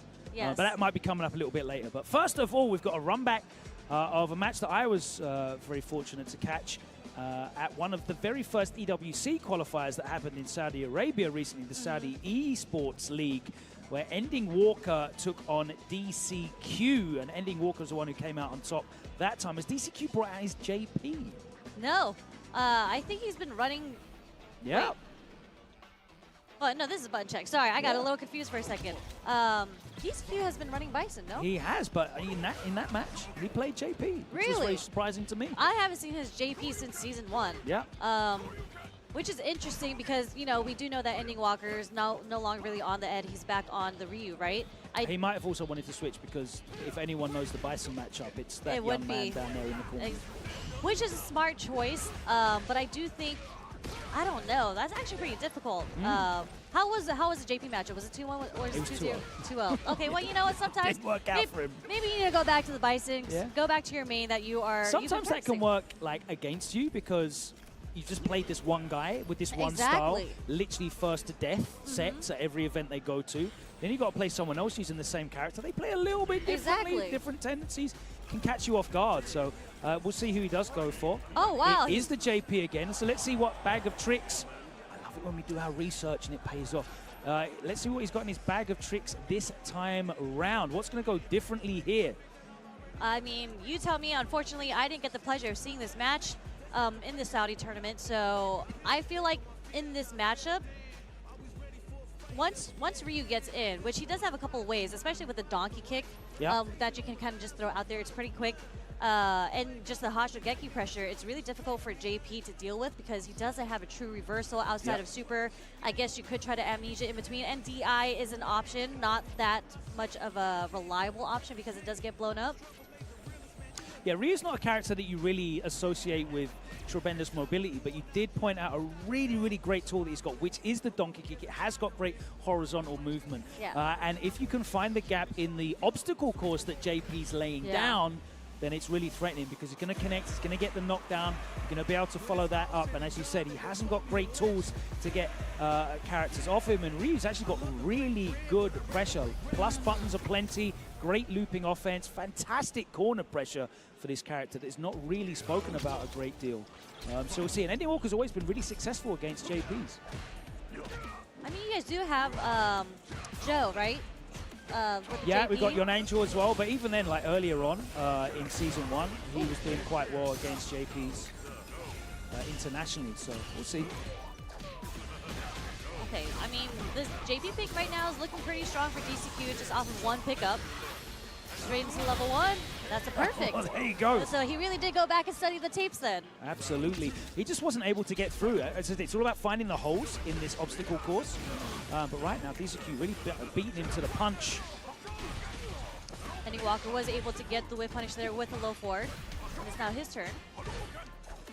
And this is kind of the range that we were talking about that JP probably struggles with because there's the ODM needing to get it off. Oh, okay. Wait a second here. And he still gets the follow-up. Not That the was follow-up a he wanted. sick answer. That was a sick answer. I'm definitely going to go back and look at that again. Okay, and here's a mini game that Henning Yeah. Walker's going to have to deal with. I want to be the guy.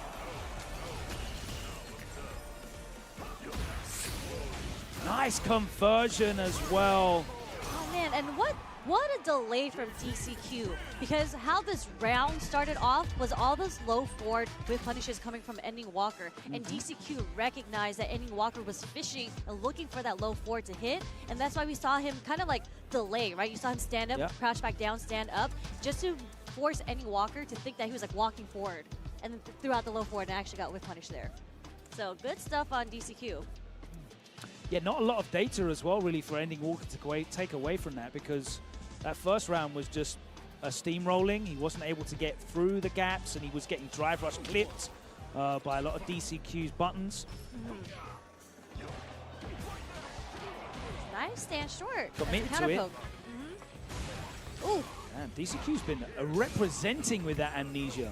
Yeah, shimmy with the amnesia. And I feel like a lot of people are so scared to use amnesia because it's so punishable, just in case it doesn't connect. DCQ has no hesitation using it here. Nice. Too far away. Nice spacing from Ending Walker, though. He is finding a lot of mileage off getting whip punishes from DCQ.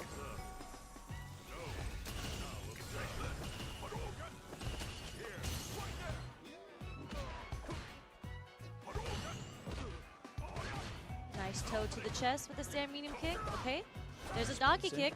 One again. It's going to hurt. Preemptive sweep. Getting blown up. And again beats into him. He's had a lot of success with that button Yeah. as well. Just walking in and just catching Ending Walker, trying to encroach into that space. Yeah, and it's funny because you don't see a lot of, we haven't seen a solar plexus come out from Ending Walker yet. That was the very first one, but DCQ was able to walk up because solar plexus is so slow. Stuffs the donkey kick and start up and gets his offense, and he's got all of the stage now to work with. Yeah, DCQ has a really good read on the timing from Ending Walker right now. Poking Ending Walker to death here. No, that would have been it off the level 3, but he's got another bite at the apple as he puts Ending Walker back into the corner. There's the solar plexus again. He's looking for that perfect parry. He's going to close it out in what was an incredibly one-sided 4-round sweep for DCQ.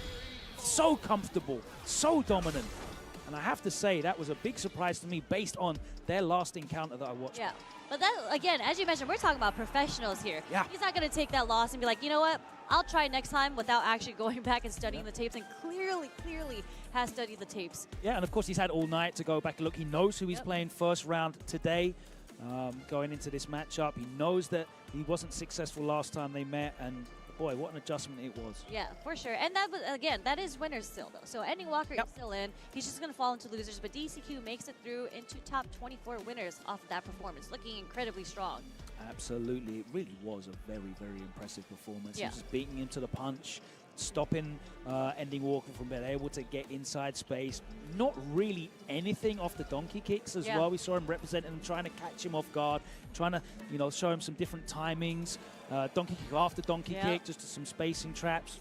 Nothing really worked. Yeah, I think DCQ found like a really comfortable rhythm where he wanted to stay the full screen, force the mini game to happen, and then when it was Ending Walker who was able to close the gap and make him feel uncomfortable a little bit, that's when DCQ started bringing in like drive rushing, just to close the gap in his favor, start the offense on his side, and then was able to get like the portal started just to scare ending Walker from pressing a button. And he got the good read on ending Walker's buttons. Yeah, he did a really good job of just like walking into space as well and just catching him with the low. Yep. And the number of times that he either counter hit or just raw just caught ending Walker trying to walk forward. Yeah. No pun intended. But, you know, you could see that ending was entirely focused on poking in. But let's get entirely focused on this one because I know there's a lot to talk about in this head-to-head. Mena RD and Duel Kevin. Yes. So I actually, obviously everyone knows that this matchup has happened many, many, many times. And I talked to Duel Kevin about how comfortable he was going into this. And I was like, you know, because Mena has your number, right? He's been cooking you for quite a bit. And Kevin was just like, stop. He was like, everybody needs to stop saying that Mena owns my soul because it's actually been very close.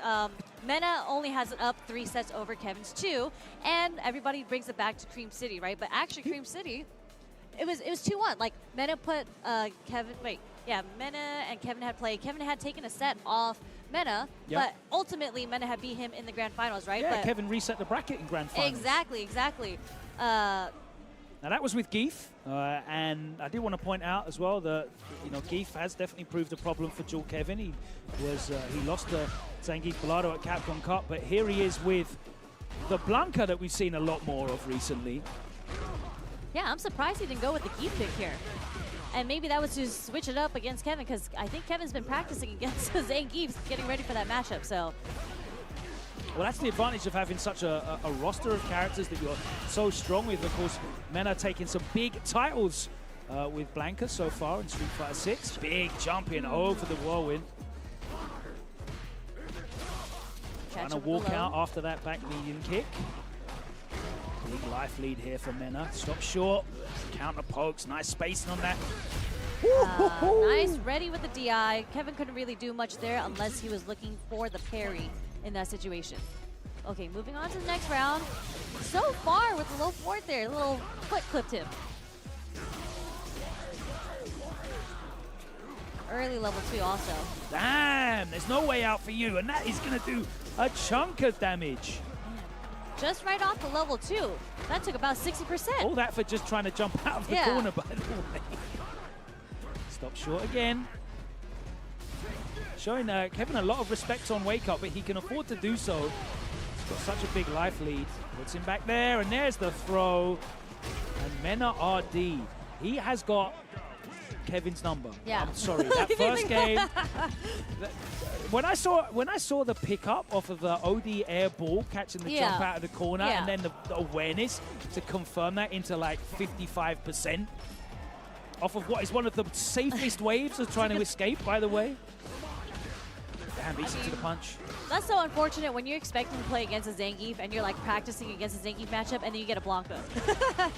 Nice, he doesn't flinch and he does catch him with the heavy mixer, so we're going to reset this back to neutral. Yeah. Okay, first whip punish coming from Kevin here. All right, it's time to get the party started. Yeah, starting to get some pressure, but immediately Mena RD interrupts, and so does Kevin. Wake Up button, counter hit into the corner carry. Both respecting each other on Wake Up here. Those are some plus frames. Mena did try to interrupt. Nice, walks back and he's ready.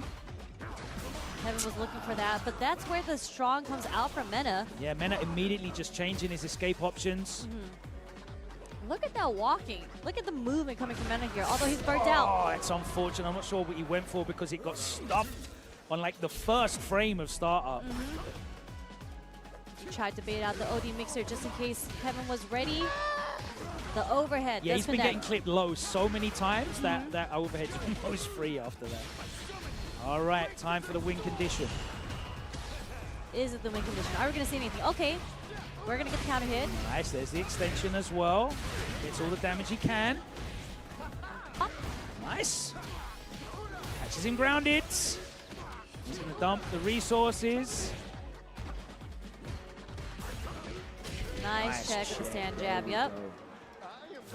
Some great sequences there from Kevin and keeping it tight as well. No escape from Mena.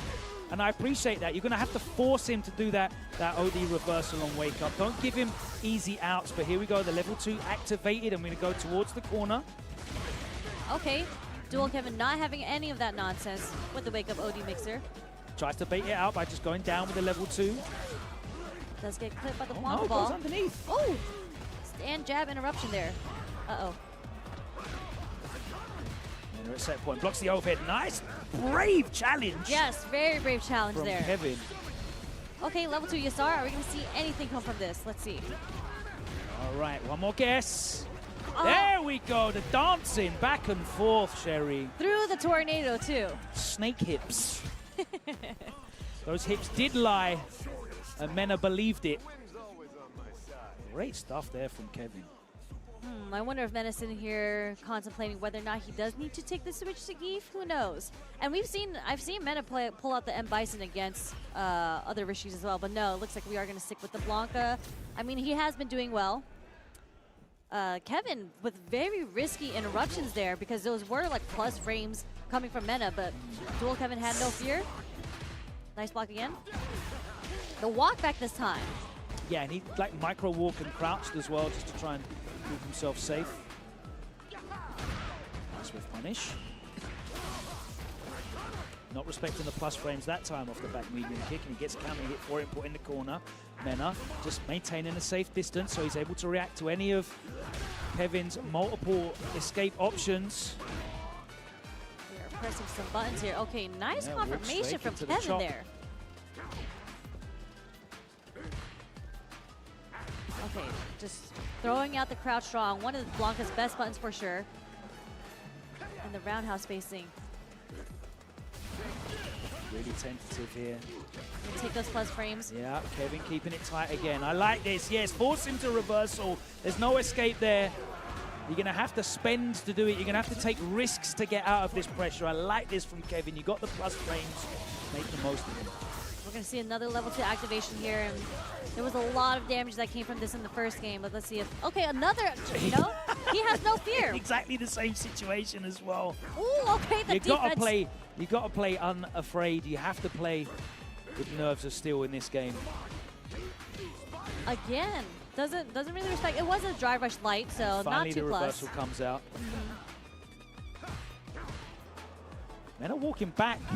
Needs to look out for the drive rush crouch short.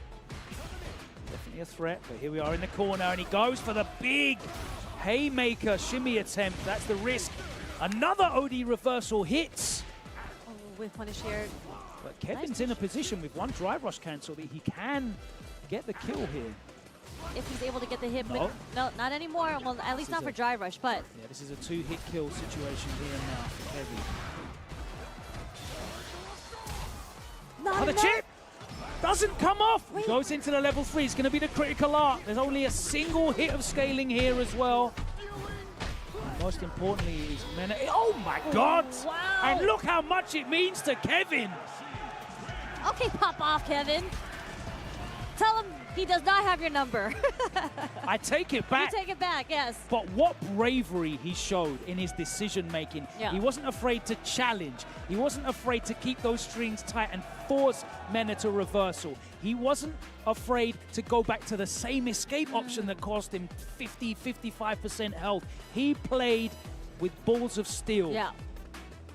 I mean, I'm trying to figure out how he Yes, even go collected off, young that man. data. Like, because when you block a drive rush overhead, the balls to do a stand jab after that, because they're so plus, all the times that Dual Kevin found his ways, his timing to counter poke, were times where you typically wouldn't because of how plus Blanca is in those situations. So really, really good stuff on Dual Kevin. That was quite the comeback after the first game, because that first game I was like, oh, not like this, Kevin.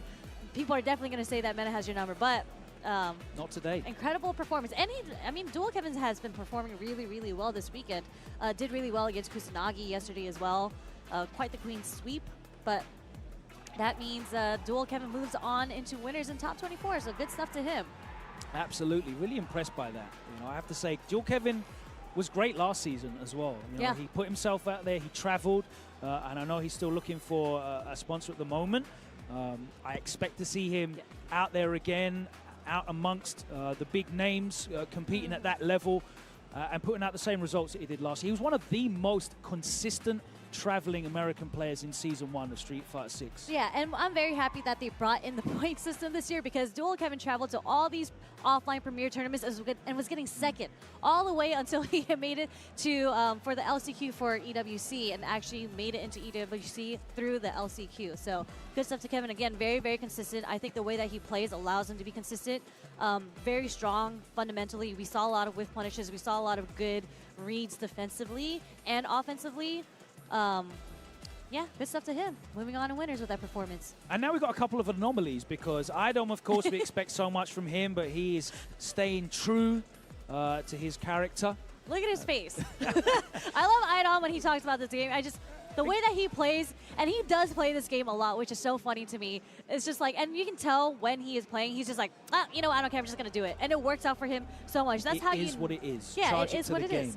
Goichi, on the other hand, he's just here to have a good time. He's competing across multiple titles simultaneously, but like almost by accident, he made it to grand finals in Brussels Challenge only the other week. Here he is, fighting for a place in top 24 winners side. Still doing it with the Chun-Li, one of the few players out there still doing it with Chun-Li. And Goichi, it's like he's almost like free of any kind of pressure. He's just out here playing his game, flowing, and looking very dangerous whilst doing it. I was going to say, that's a very dangerous player to, you know, play against when they don't really have a lot of pressure on their backs and they're playing as freely as they want to. They want to, you know. And I think just in this matchup, it's kind of difficult for Manon in general because of the neutral. Chun-Li's buttons, I think, are significantly better than Manon's from the range that they kind of operate at. But the way that Idom's playing, he does. My man's yesterday did sweep into DI. Like, okay, that's certainly a thing that you can do. And it worked out in his favor. He's going to have a lot of residual Season 1 experience in this matchup as well because he had a ton of very good Chun-Li's in North America in general. And she hasn't changed significantly, to be honest with you. Okay. 2 medals.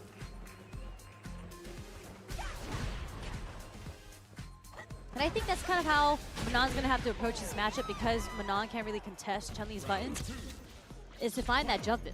Yeah, to find that jump round. Goichi's not really, you know, going for the projectiles either. You look at a lot of Chun-Li's and they'll overly rely on, you know, the drive rush behind the fireball. He's using it very sparingly, and he's a very buttons kind of based Chun-Li, very similar to like Valmaster that we have in Europe. Just playing very much reliant on the forward medium punch, standing light punch, and the crouching medium kick as well. Oh, nice. there's the first anti-air, yep. Oh, what an interruption from Idom. I think that's Idom's best trait, is his defensive reads. Because if you watch his match versus Momochi yesterday, all of that damage came from reading the defensive correctly.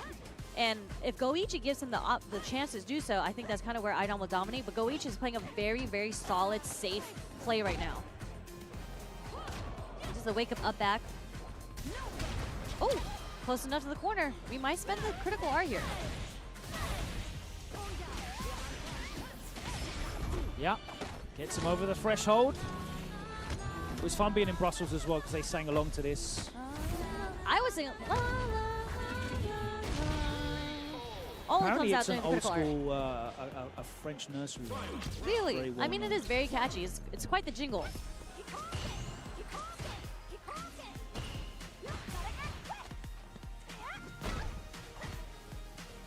Goichi's still sitting on those 3 bars, so he can afford to just be very patient, looking for that forward medium punch, finally connects. I love the confirmation coming from Goichi, because we saw so many of those come out, and none of them had a drive rush behind it until this one Pretty actually easy hit. to hit confirm. It's got like a decently sized window. Okay. Can't remember exactly how many it is, but it's more than 16 frames, so it's not like outside the realm of possibility. Nice use to level 3. Not only gets him back to the life lead, but gives him a bunch of drive gauge back as well. But there's that big jump in. You pointed that out in the first round. And Idom looking to close this out. That time he does react to the drive impact, Sherry. Doesn't have enough to kill, but catches with a low, but he got hit by the short. Okay, nice jump back. Wait a second. We do have a level 2, just in case he wants to keep throwing projectiles. You got to be careful. Not at this range, but... Oh, damn! You know what? This is what I mean. Idom makes those decisions. He will commit. Yeah, he's not here to do this half-heartedly. Nice roundhouse from Idom. Playing pretty slow in the neutral right now. Okay, Goichi's able to get the counter hit. Oh, a little shimmy coming from Goichi's side. Straight into the corner. Empty jump low. Okay. One more. Those are plus frames. We'll take the trade. Goichi's favored. Takes the first round in the second game. And we can kind of see how the pace has switched up. Like, Goichi's not waiting back to see what Idom's doing anymore. Like, we can see the drive rush round start from here. Idom's back is still. Oh no! Oh no! I think it was Idom's that disconnected. It was definitely Idom's that was disconnected. Okay, we're gonna need a ref to step in, but man. Goichi already 1 round up. I'm not sure what happened there. Yeah, so you know they're gonna take some time to work out the problems over there, but I think that was a very, very strong round coming back from Koichi there.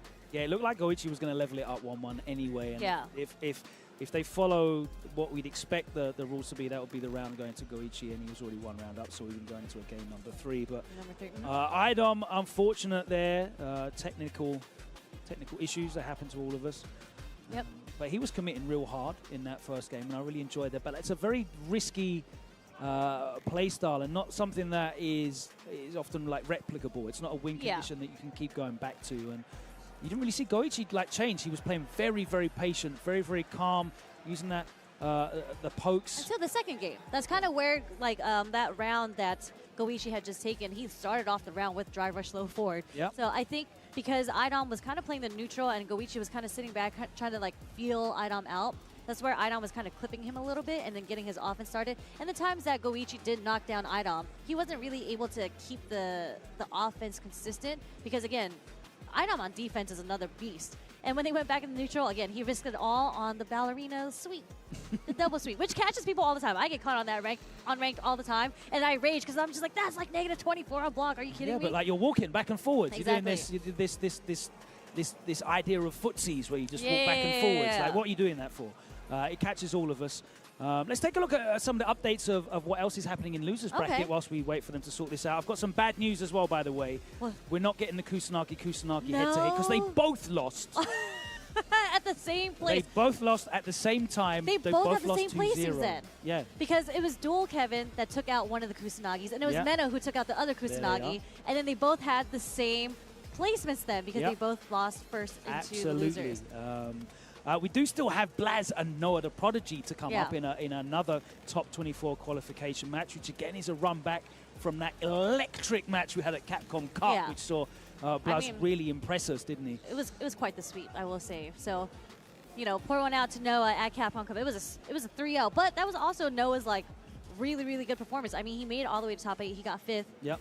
Blaz got 2nd? Second, yeah, he got to grand finals. Exactly. So, I mean, that one, this is where we talk about where people are going to go back and study the tape. So I would love to see how Blaz and Noah adapt to each other. I just think playstyle-wise, Blaz kind of has the upper hand against Noah because Noah's kind of like the relentless pressure that doesn't really make sense because you're just like, why would you do that in this situation when you know that you might potentially lose? It's all vibes. He's very vibey. Right here. Exactly. But Blaz, man, that offense, like he didn't really let Noah have a chance to even get it started. He's a very reactive player. So he was just kind of like, all right, if you want to throw yourself at me, I will react and find the appropriate defensive option against him. That match still to come here on stream as a top 24 qualification match. We'll also be running a couple matches from losers bracket potentially. We've got Yanai versus Momochi, Mokke versus Takamura from Belgium, Psycho and ZJZ, and V-Wisdom against Mothman, who's been having a run after getting sent to losers bracket by ending Walker. Let's find out exactly what is going on from the stage. And it does look like we are going to be following the standard regulation rules, which is the round is awarded to Goichi because it was a malfunction on Idom's behalf, which means we are going to go into a game number 3 because that gives Goichi the 2 rounds to take round number 2. And we're going to go back into this with both these players 1 apiece, fighting for a spot in top 24. It's kind of like a blessing in disguise for us, right? Because we get to see another match where it's not 2-0. We do get to see Game 3 and a little bit more high-level Street Fighter 6, which is all we can really ask for. Now, what looks is Goichi going to show here? Because we had the patient style, the sit-back style, the reactive counter-poking style in game number 1. We had the rush-down style in game number 2. Is he going to be able to continue to pressure Idom? Because Idom's built for that, you know, like dealing with like crazy oppressive pressure and shutting it down. He's been doing that on rank for the last 3 years. Exactly, and he's used to playing characters that don't have a reversal. Counter pokes it is. Oh, the shimmy works quite again. Early throws coming from Idom. This time we do get the block on the empty jump low. Doesn't respect the chain though. It's counter hit by the second crouch short. Counter pokes again from Idom, but that time he's not able to get anything significant, whereas Goichi was able to whiff punish into big damage and corner carry, and that's going to be the reason why the life bars look like they do. Nice block on the low forward. Yeah. Nice check on Goichi. Knowing that that was 0 there. Oh no! DI is not really the best option. You have to do it so early if you're trying to go for the punish on the fireball. Into the level 1 on landing, and that is going to be set point to Goichi. A very big first round, and the difference there was the damage converted from the whiff punishes. I mean, Idom really couldn't do anything off that punish counter. Which is Manon's kind of like weakness, right? Like, she's not someone that gets a big conversion off of whiff punishes, especially not against Chun-Li, but... Okay. Damn. Wait, gut Tensho kicks is going to work on Idom. Seeing a lot more fireballs come out. Oh. What an anti-air. Just the walk-up roundhouse. Okay. Nice. Good awareness there from Idom, and he gets the side switch, which is very important here. They're looking for the big whiff punishes now. Yeah, not able to get the crumple, though. Burned himself out? Oh. Okay. Straight into level 2. Up as well, so it's going to be guess for the game. I mean, at this range, what can you really do? Are we looking for a level 2? What are we looking to do?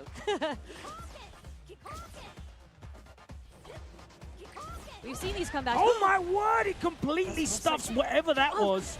We've seen the comebacks. He's about to get his meter back. Ah, he actually jumped. Oh, he committed for the command grab. Idom shakes his head. Goichi with the hard read.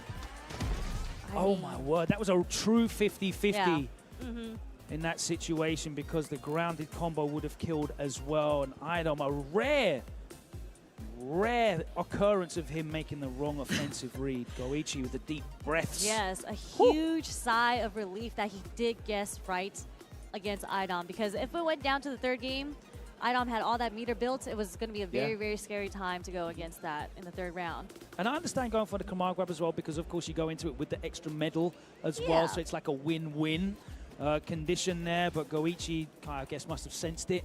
Yeah, We've seen a lot of command grabs jumped, haven't we, today? We have. I mean, yes, and it sucks because I feel like the past 2 sequences before the command grab even came out, Goichi got hit by the strike. He got hit twice, and then still, he committed. And that's what you need to do in this game. You really need to make that decision in your mind and commit to it, and it really was a 50-50. That stubbornness has paid off today consistently.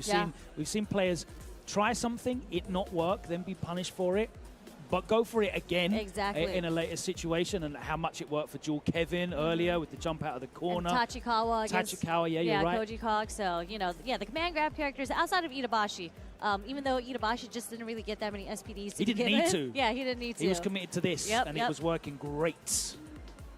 But that does mean that Goichi is going to advance into the winner's side, and we are going to go into our last winner's quarterfinal here in top 48. One more spot on winner's side, and it's the run back from Capcom Cup.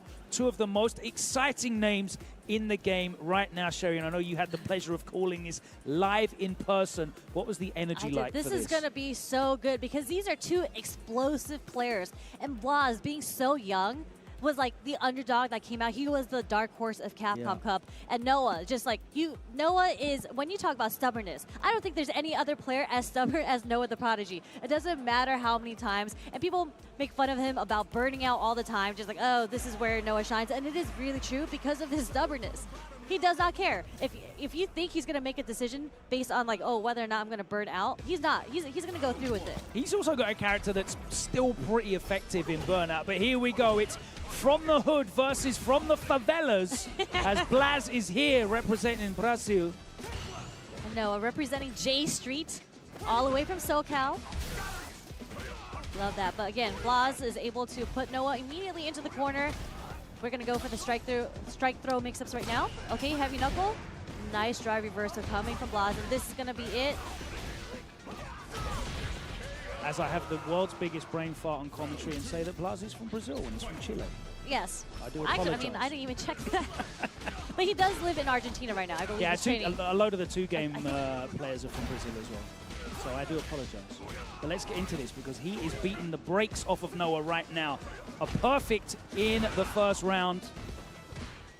Yeah, Noah's going to have to find a way to get this started. But again, Blaz, so reactive. We're just getting small damage off the crouch short and the perfect parry against the meaty. Next sequence is going to go into level 3. Oh, level 2 first. Ah.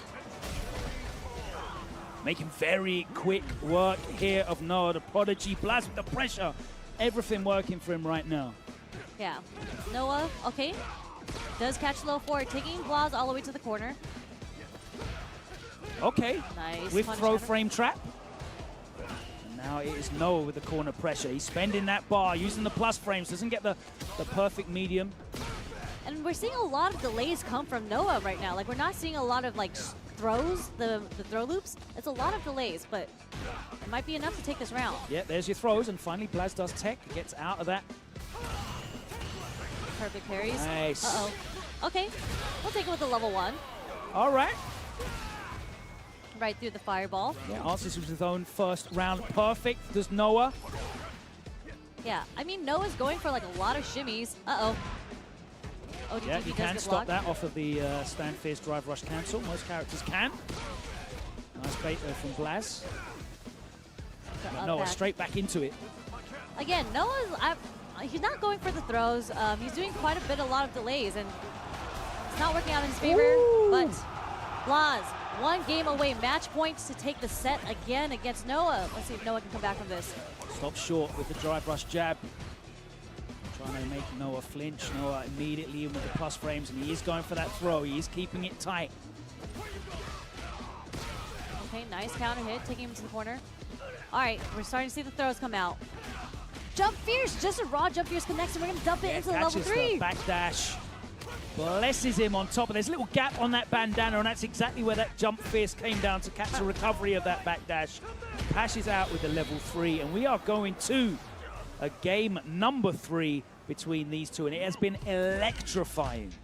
Very, very explosive. I mean, Blaz just speed ran the first game, Noah speed ran the second game, so let's see how they adapt in this third game, because this is it. There's no chance after this. Nice backdash, just a backdash walk-up throw from Noah. Chasing his jump back, coming from Noah with the drive rush, putting him into the corner. Both kind of even on the bar right here. Burns Noah. himself out, but hopefully looking to burn out Blaz as well. Trade, but the heavy knuckle and the stand medium kick from Blaz. Okay, throw loops. Again. Jumps himself into the corner, although he's burnt out, and that's what led to the stun, but it's fine, it's an early stun. Yeah, He can Noah, come back Noah from was this. looking again for the back dash to just get out of that throw loop situation. That's what he caught Blaz with in the second game. Oh, the walk back still gets thrown by an instant wake-up throw from Blaz. Oh my word, and that is going to be the round. First overhead introduction from Blaz too, so really good stuff on switching it up. And what a comeback when his back was against the wall.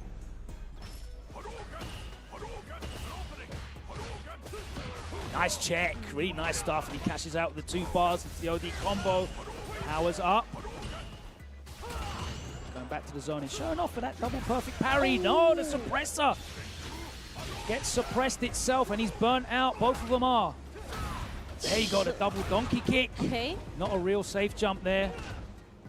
no punishment sweep, but you are negative. Noah's looking for a way to get Damn. the CA off. Oh, okay. Oh! The shimmy does work out for Blaz in the very, very last sequence. Nice defense coming from him. Able to block it out because Noah was fishing to get that critical art off, and good stuff on Blaz for not biting and taking the hit. Yeah, that was really, really fun matches between those two. I mean, the back and forth there, the way that they were pressuring each other, the supreme confidence. And I love seeing that in the young players that are coming through. They just play with confidence. It's so rewarded in Street Fighter 6 as well. You believe in your reads, you commit to your reads, and as long as you're paying attention and cycling through your options based on the reactions you're getting from your opponent, you can win big in those situations. Fantastic defense from both of them, by the way, though, in Burnout. We saw both of them in Burnout so many times. Know what to be expected, but Blaz was burning himself out quite a lot as well. And they both defended impeccably. Very difficult to open each other up. Yeah, and I love the very last round because it was a prime example of how they like adapted to each other immediately, because that first dry rush that came from Noah, he was able to get the dry rush crouch strong, right? Or I'm sorry, no. Blaz was able to check it with the crouch strong. So Noah recognized that in his head, and he was just like, I'm going to go for the suppressor next time just because he wants to check my dry rush. And then you saw the patience from Blaz. He waited and was able to get the whip punish on the suppressor. Walked back ever so slightly. The suppressor was nowhere to be seen, and he got the punish on it as well. That was a sensational little interaction there. And we had a bunch more as well. We're going to get one more game in, and we're in loser's bracket here. There are 4 more names to be added to top 24, but we've got time for one more match in this block. And very kindly, for me, you gave me another European, which I love to see. Thank you very much. Takamura, representing Team RRQ, going up against FAV's own Moke. Yeah. This Takamura really didn't have a great weekend in Brussels, by the way. Really? How did he do? He didn't make top 8. No, in his hometown. Yeah. But I do think, like, I was going to say Belgium. Takamura, representing Belgium, he is one of the most exciting players to watch. Always. Yeah. I talked about it in commentary all the time. It's just he's so innovative in the way that he approaches matchups. And it's more so, I feel like it's not necessarily a matchup thing. It's more so of a player-to-player thing. So Takamura loves studying players and their habits, and he finds like these weird ways of how to blow up these players for their habits. Yeah, I mean, I was there for Street Fighter League Europe. Yeah. I remember, you know, what he specifically said. He called out Problem X4. And Takamura's historically had some big breakout performances on American soil. The big breakout match for him in Street Fighter 5 against Takedo at CEO really announced him on the scene. But here he is going up against Moke, who has moved over from Chun-Li over to Mai. Very understandable, but Takamura is going to have a lot of matchup experience here because there's a lot of Europeans that have been using her as well. Yeah, and I'm excited to see what he comes up with, because I think right now, like the basic way that you would approach the Mai matchup is, if she's throwing the OD fans, you either perfect parry the first one, or you backdash after you block the first one, or you do a move like a DP that advances you forward just in case she wants to approach you in that manner, right? I feel like Takamura has way better tech than that. Like, he's definitely went into the lab and found out other stuff that he can do outside of just those 2 very basic options. So really excited to see how he's going to approach this matchup, especially against Moke, who has just been historically a very solid player, especially on the Chun-Li. He's one of my favorite Chun-Lis to watch. Absolutely. You know, he's a very effective player across multiple titles. He's been a competitor there and always been very solid. The squinty Mai, I love it. I love some of the emotes on this. All right, here we go. Qualification match from loser's side, top 24. He immediately starts with a jump in. Yeah. That reliable anti-air from Mai.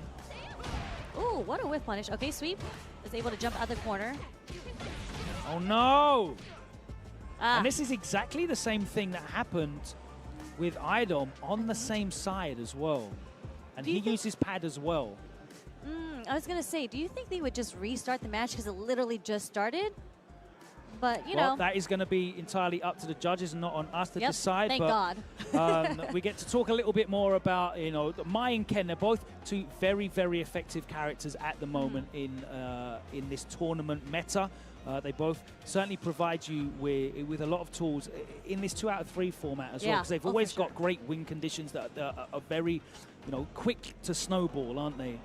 Yeah, the way that I think Mai, that's what makes her such a strong character, is that if you play it a little slow, I think you'll lose against Mai for sure. And the way that she gets her offense off is obviously through the fan pressure. She does have the roundhouse, which is like a really long poke. But if and a great low forward as well, like tremendous range on that. Especially if the fact that you get the drive rush cancel off of it, right? So I think the way that is going to go is if you give Moki just a little room to breathe. That's kind of where the Mai's like throwing out the OD fans just so they can immediately like quickly steal their turn back.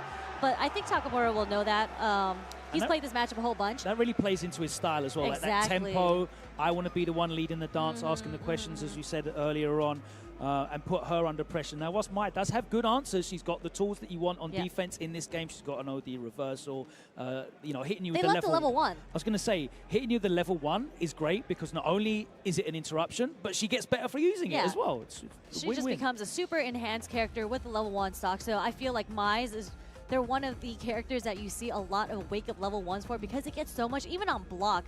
If you do it early enough, you can sacrifice just in case your opponent does block. You at least get the stocks. You can take the damage, but you move on in the match with enhanced moves, enhanced fans. So really good option for Mai's, but we'll see how Takamura deals with it. Again, as you mentioned, there's a lot of Mai's in the UK or in Europe in general. So he knows what to do. Absolutely. We have to see if Moki gives him the opportunity to do it. And what little we saw in the first match, he didn't get a chance to do it. He did test Moki's reactions with the immediately round start, jump forward. Moki was already ready with the anti-air and was able to get the party started for him with the drive rush low forward. Yeah, it's a really reliable anti-air for her as well. Some of her moves have issues with horizontal range, but as long as you are really aware of where they're jumping from and what kind of horizontal position they're going to be in, you can do it quite late, which she needs because she's got a lot of like buttons with a lot of recovery. You know, putting that stand fierce out. Does the jump Tatsu from Ken, since you are Ken Masters, does that kind of evade the DP? There's a really big hitbox on jump Tatsu, and it doesn't really. It's not like in older games where the air jump Tatsu almost comes across like a dive kick, right? So if you do it late enough, it will just go straight up rather than go, because the jump Tatsu generally evades because your reversal will go forward slightly and he'll go behind you. But hers goes like hers straight goes up. kind of straight up, so it's very difficult to make with. So she's pretty reliable in that sense. The jump is effective against her predominantly because she's got buttons that she's incentivized to use that have a ton of recovery, or just throwing a fan out. We saw Bonchan play earlier on, and he's able to get the Demon Flip dive kick as a punish counter on the fan. She's very susceptible to being jumped in, or if she's using the forward roundhouse. A lot of them will throw out the heavy button, the heavy punch to cancel into the fan as well. And there's a lot of recovery on those, so she can be susceptible to that. But she can still do it kind of late as well because it is quite a fast reversal as an anti-air, and it's very reliable in that sense. Yeah, so I'm excited to see it. I think Takamura probably won't get a lot of jump ins because the DP is so reliable. And I feel like as a Mai player, you're always looking for the jump because people don't want to contest you on the ground because Roundhouse and Fierce are so strong. They get jumpy. They don't want to deal with the fan. And I think that's why it's important to show it, because it's very similar. You go back to like the Guile matchup and you think, he's just going to dominate the ground and throw booms. And as a Ken, you're like, I'm just going to stand here and how am I going to get through this? You have to show the fear of the jump to make them not want to use those tools that dominate the ground, because there is a risk associated with it, right? Yeah. And then you start kind of contesting on the ground by using Ken's stuff like Drive Rush Jab to kind of beat her to the punch. You use his Fireball, which is really what it is. That's like a poke, really, Ken's poke, because it gets the party started. It earns him that horizontal space to like Drive Rush in instead. So a lot of Ken stuff is just like not on its own in a vacuum strong, but when he's got all of these tools, I mean, you've been playing long enough to know that he's just got so many things to deal with. You can't cover them all, and if one hits, that's all he needs. You know where you're ending up if you get clipped, and you know what happens. It's time to get the party started. Yeah, exactly. So that's the threat that's always there. But Mai is very, very solid.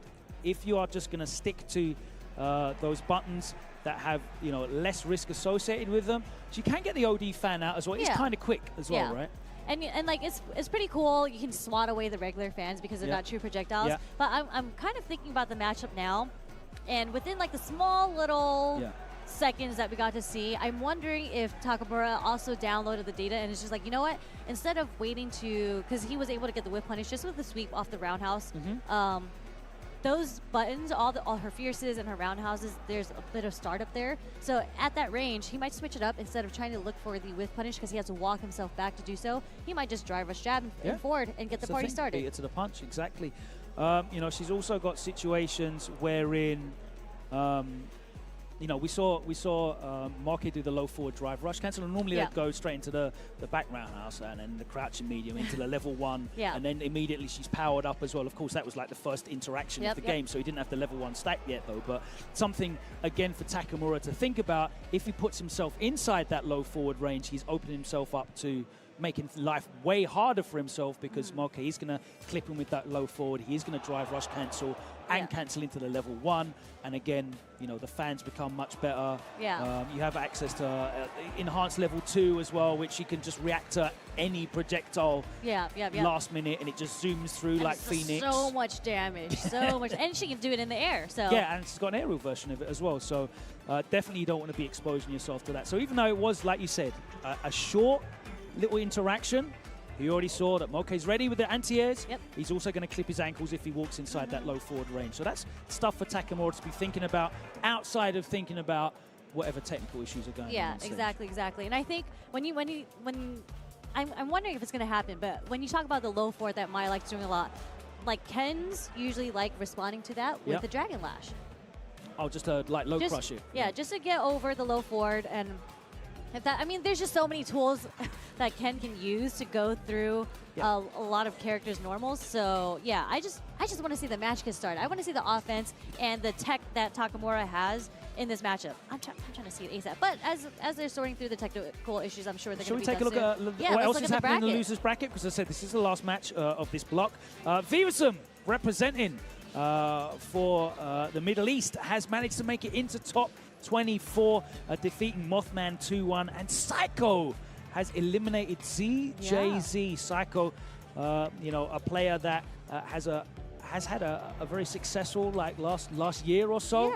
Now with Virtus as well, with the sponsorship. So great to see him overcoming a player that, you know, is as strong as ZJZ and earning a place in top 24. And right now, Yanai and Momochi playing off stream, and they are 1-1. So Momochi battling his way through losers bracket, but he's got to overcome.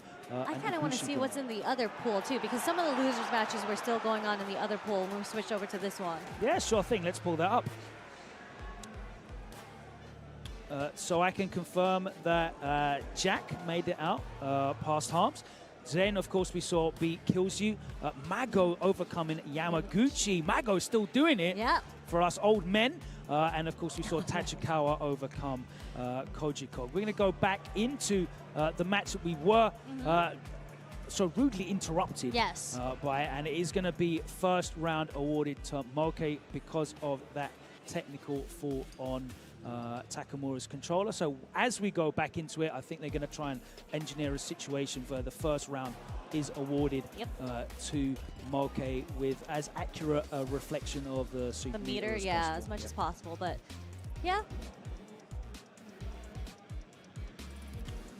So we're going to go back to the main stage in a moment. We'll see how the players looking. I really want to see like the facial expressions of the players, because that can kind of throw you off, right? Well, Takamura's kind of like a robot to me. I feel like I haven't really seen him happy or sad. It's kind of very straight-faced, and same thing for Moke. I don't really see a lot of emotion come from them either, so I'm expecting when we go back to the main stage, their faces are going to be exactly the same. So I don't know much about Moke on a personal level, but Takamura is a very emotional guy. Really? Like, it's like all internalized. You know, he's been through a lot of really big losses in his life as well, you know, and he's come through that, and I know a lot of his success internationally in Street Fighter, he really, it really means a lot to him, so... But what's going to mean a lot to him right now is this corner. Damn, okay. Get that pressure. We're playing with heart. Gets clipped by the double fierce. And there's the level 1 as well. It does connect. That looked a bit touch and go, but immediately up forward. Oh, my word. But we get the trade. Button. We get the trade from Takamura. Okay, nice check from Moke with the wake up. The overhead was not meaty. Yeah, fake overhead pressure. All right. Quite strong buffer. One of Ken's strongest buttons. You don't really see it used a great deal. Like the delayed jab there. Okay, answering with his own. Oh, no, not again. No. Not like this. And okay, right. Moke was going to win anyway because it was in the middle of a combo, but really I feel not like sure that what's happening. I feel like that second hit only happened because his controller had disconnected. But very, very unfortunate for Takamura. You know what? This is kind of where you're gonna have to come back mentally because you're still in it technically. You still have 1 to 2 games to go. You're not out, and you can just if you can just chalk that out of your mind, like this was not my fault. This That's is going to be really hard. It is Okay. because you saw it when it disconnected. You saw Takamura kind of reel back and hold his head. Very, very unfortunate. I haven't seen 2 controller disconnects immediately, like back to back. So might be something going on there. Yeah, especially, you know, they would have taken precautions, probably swapped the console out. I don't know if it's an issue with his specific controller. He would have had brought his own cable as well. So who knows what the issue is there. But that's so unfortunate, so unlucky for Takamura. 2 rounds. Back to Effective, back. and you said, you know, I can go and rewind the YouTube, and potentially it is the case that, you know, it already disconnected before he got that hit for that kill combo. But I definitely saw the thing flash up there mid-combo. But yeah, that's just heartbreaking for him. Of course, representing his new sponsor as well. He's on stage. He doesn't want to go out like this. And, you know, fair enough if you lose the first game in a 1st-to-3 set, but... Not too bad. But in a 1st-to-2, that means all the marbles are on the line in your next game. It's a rough situation. It's also going to be really off-putting for Moke as well because, you know, there's no momentum for me here. Street Fighter 6 is such a momentum-heavy game. You get that confidence of, I'm reading this guy. I'm winning the neutral. I'm clipping here in footsies. I know what he's going to do. I'm catching him here. Yeah. And then, like, you've got to wait 3, 4, 5 minutes between each. Yeah, I mean, so he's losing his, like, momentum, but at least he's kind of chilling. He has the upper hand right the now. pressure's not really on him as much as it is Takamura, but, you know, from both sides, it's certainly not ideal. But maybe as they're sorting out their technical difficulties, maybe they have to switch out the console. Who knows?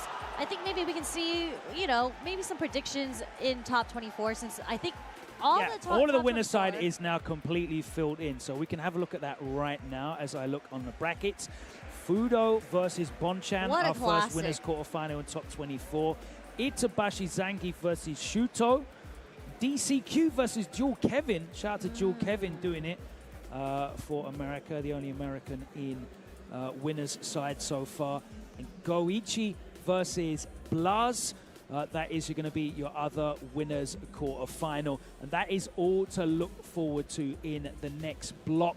Let's take a moment as well whilst we're trying to sort all of this out to thank some of our partners because without them, we could not bring you this fantastic action. Officially licensed Street Fighter merch from Tenno, designed by the FGC for the FGC. I'm wearing this cool crew neck. Some of you have already I in need the to stream steal chat. that. I need to purchase one We of those. will take you over to the Tenno booth right after this block's done. Discover their newest drops releasing for the first time during Combo Breaker alongside many of your returning favorites. And some of that stuff sold out day 1, by the way. That Cherry Blossom Turbo t-shirt, a big favorite as well. You can check out merch.tenno.gg.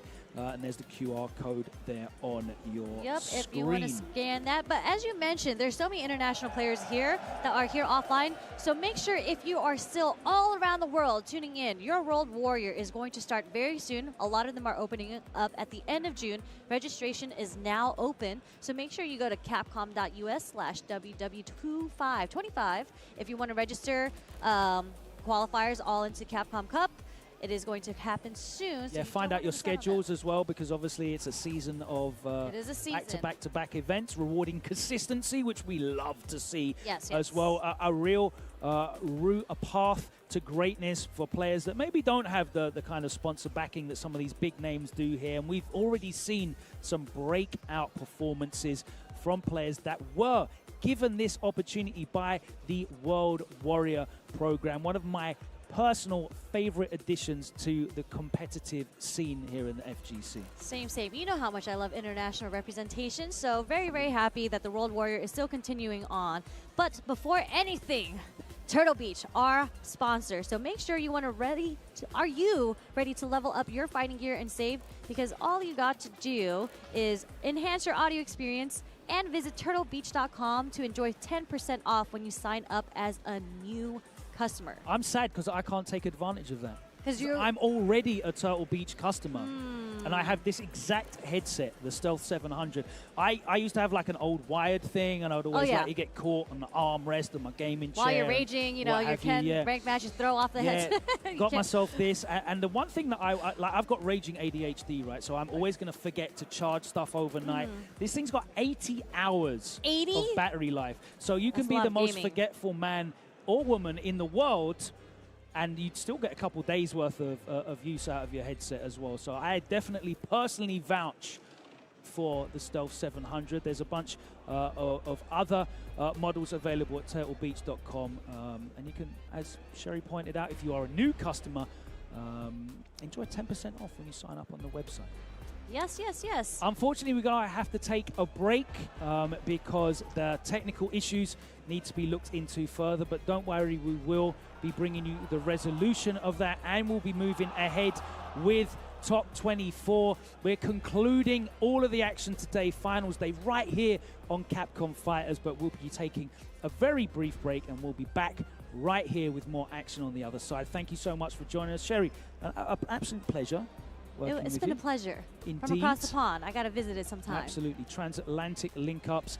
And there will be more international action right here from Combo Breaker on the other side of this break. Take care.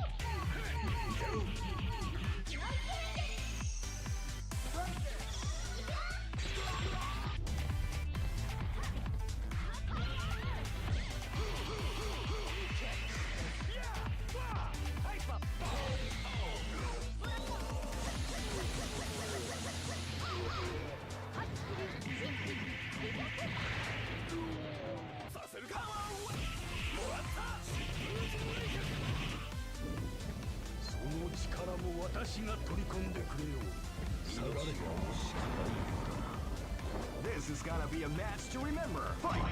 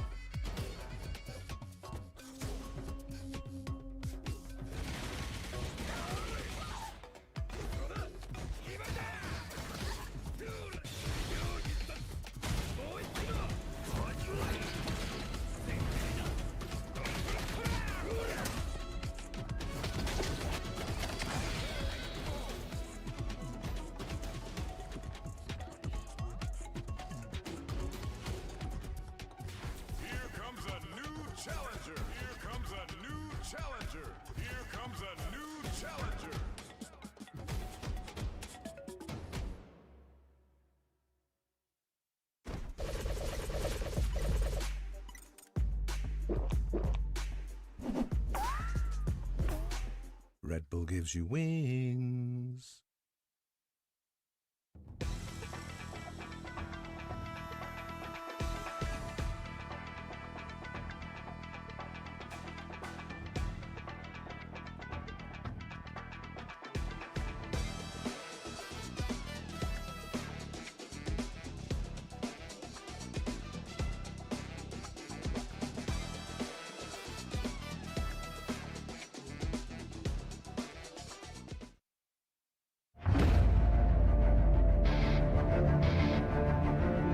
Anticipation that we all been waiting for. And our Cream City Convergence champion. And he gets He gets the brick! The freaking cream! What a long road that was ahead of him. Welcome to the Capcom Cup. And there it is! Punk gets his retribution! John is in on the wake up OD. Dragon Punch and Kusanagi. The trophy along with a ticket to Capcom Cup, and Shuto now books his place to Capcom Cup. No one's a prodigy.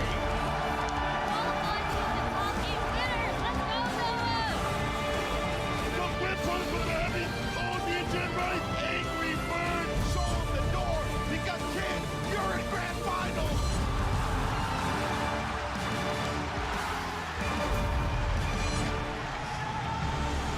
Who would have thought?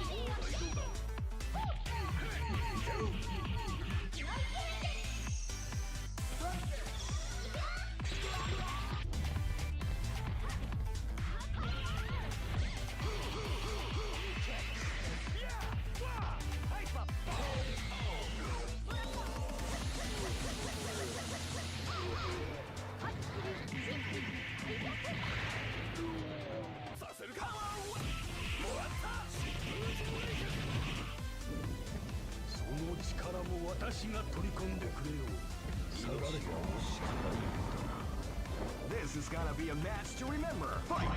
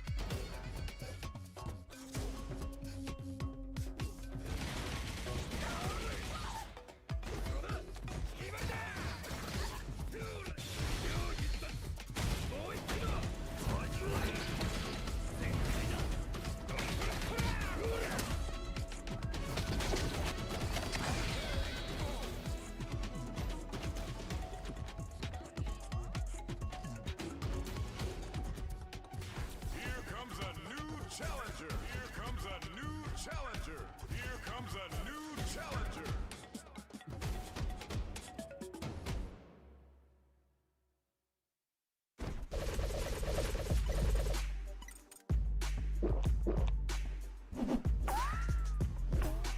Red Bull gives you wings.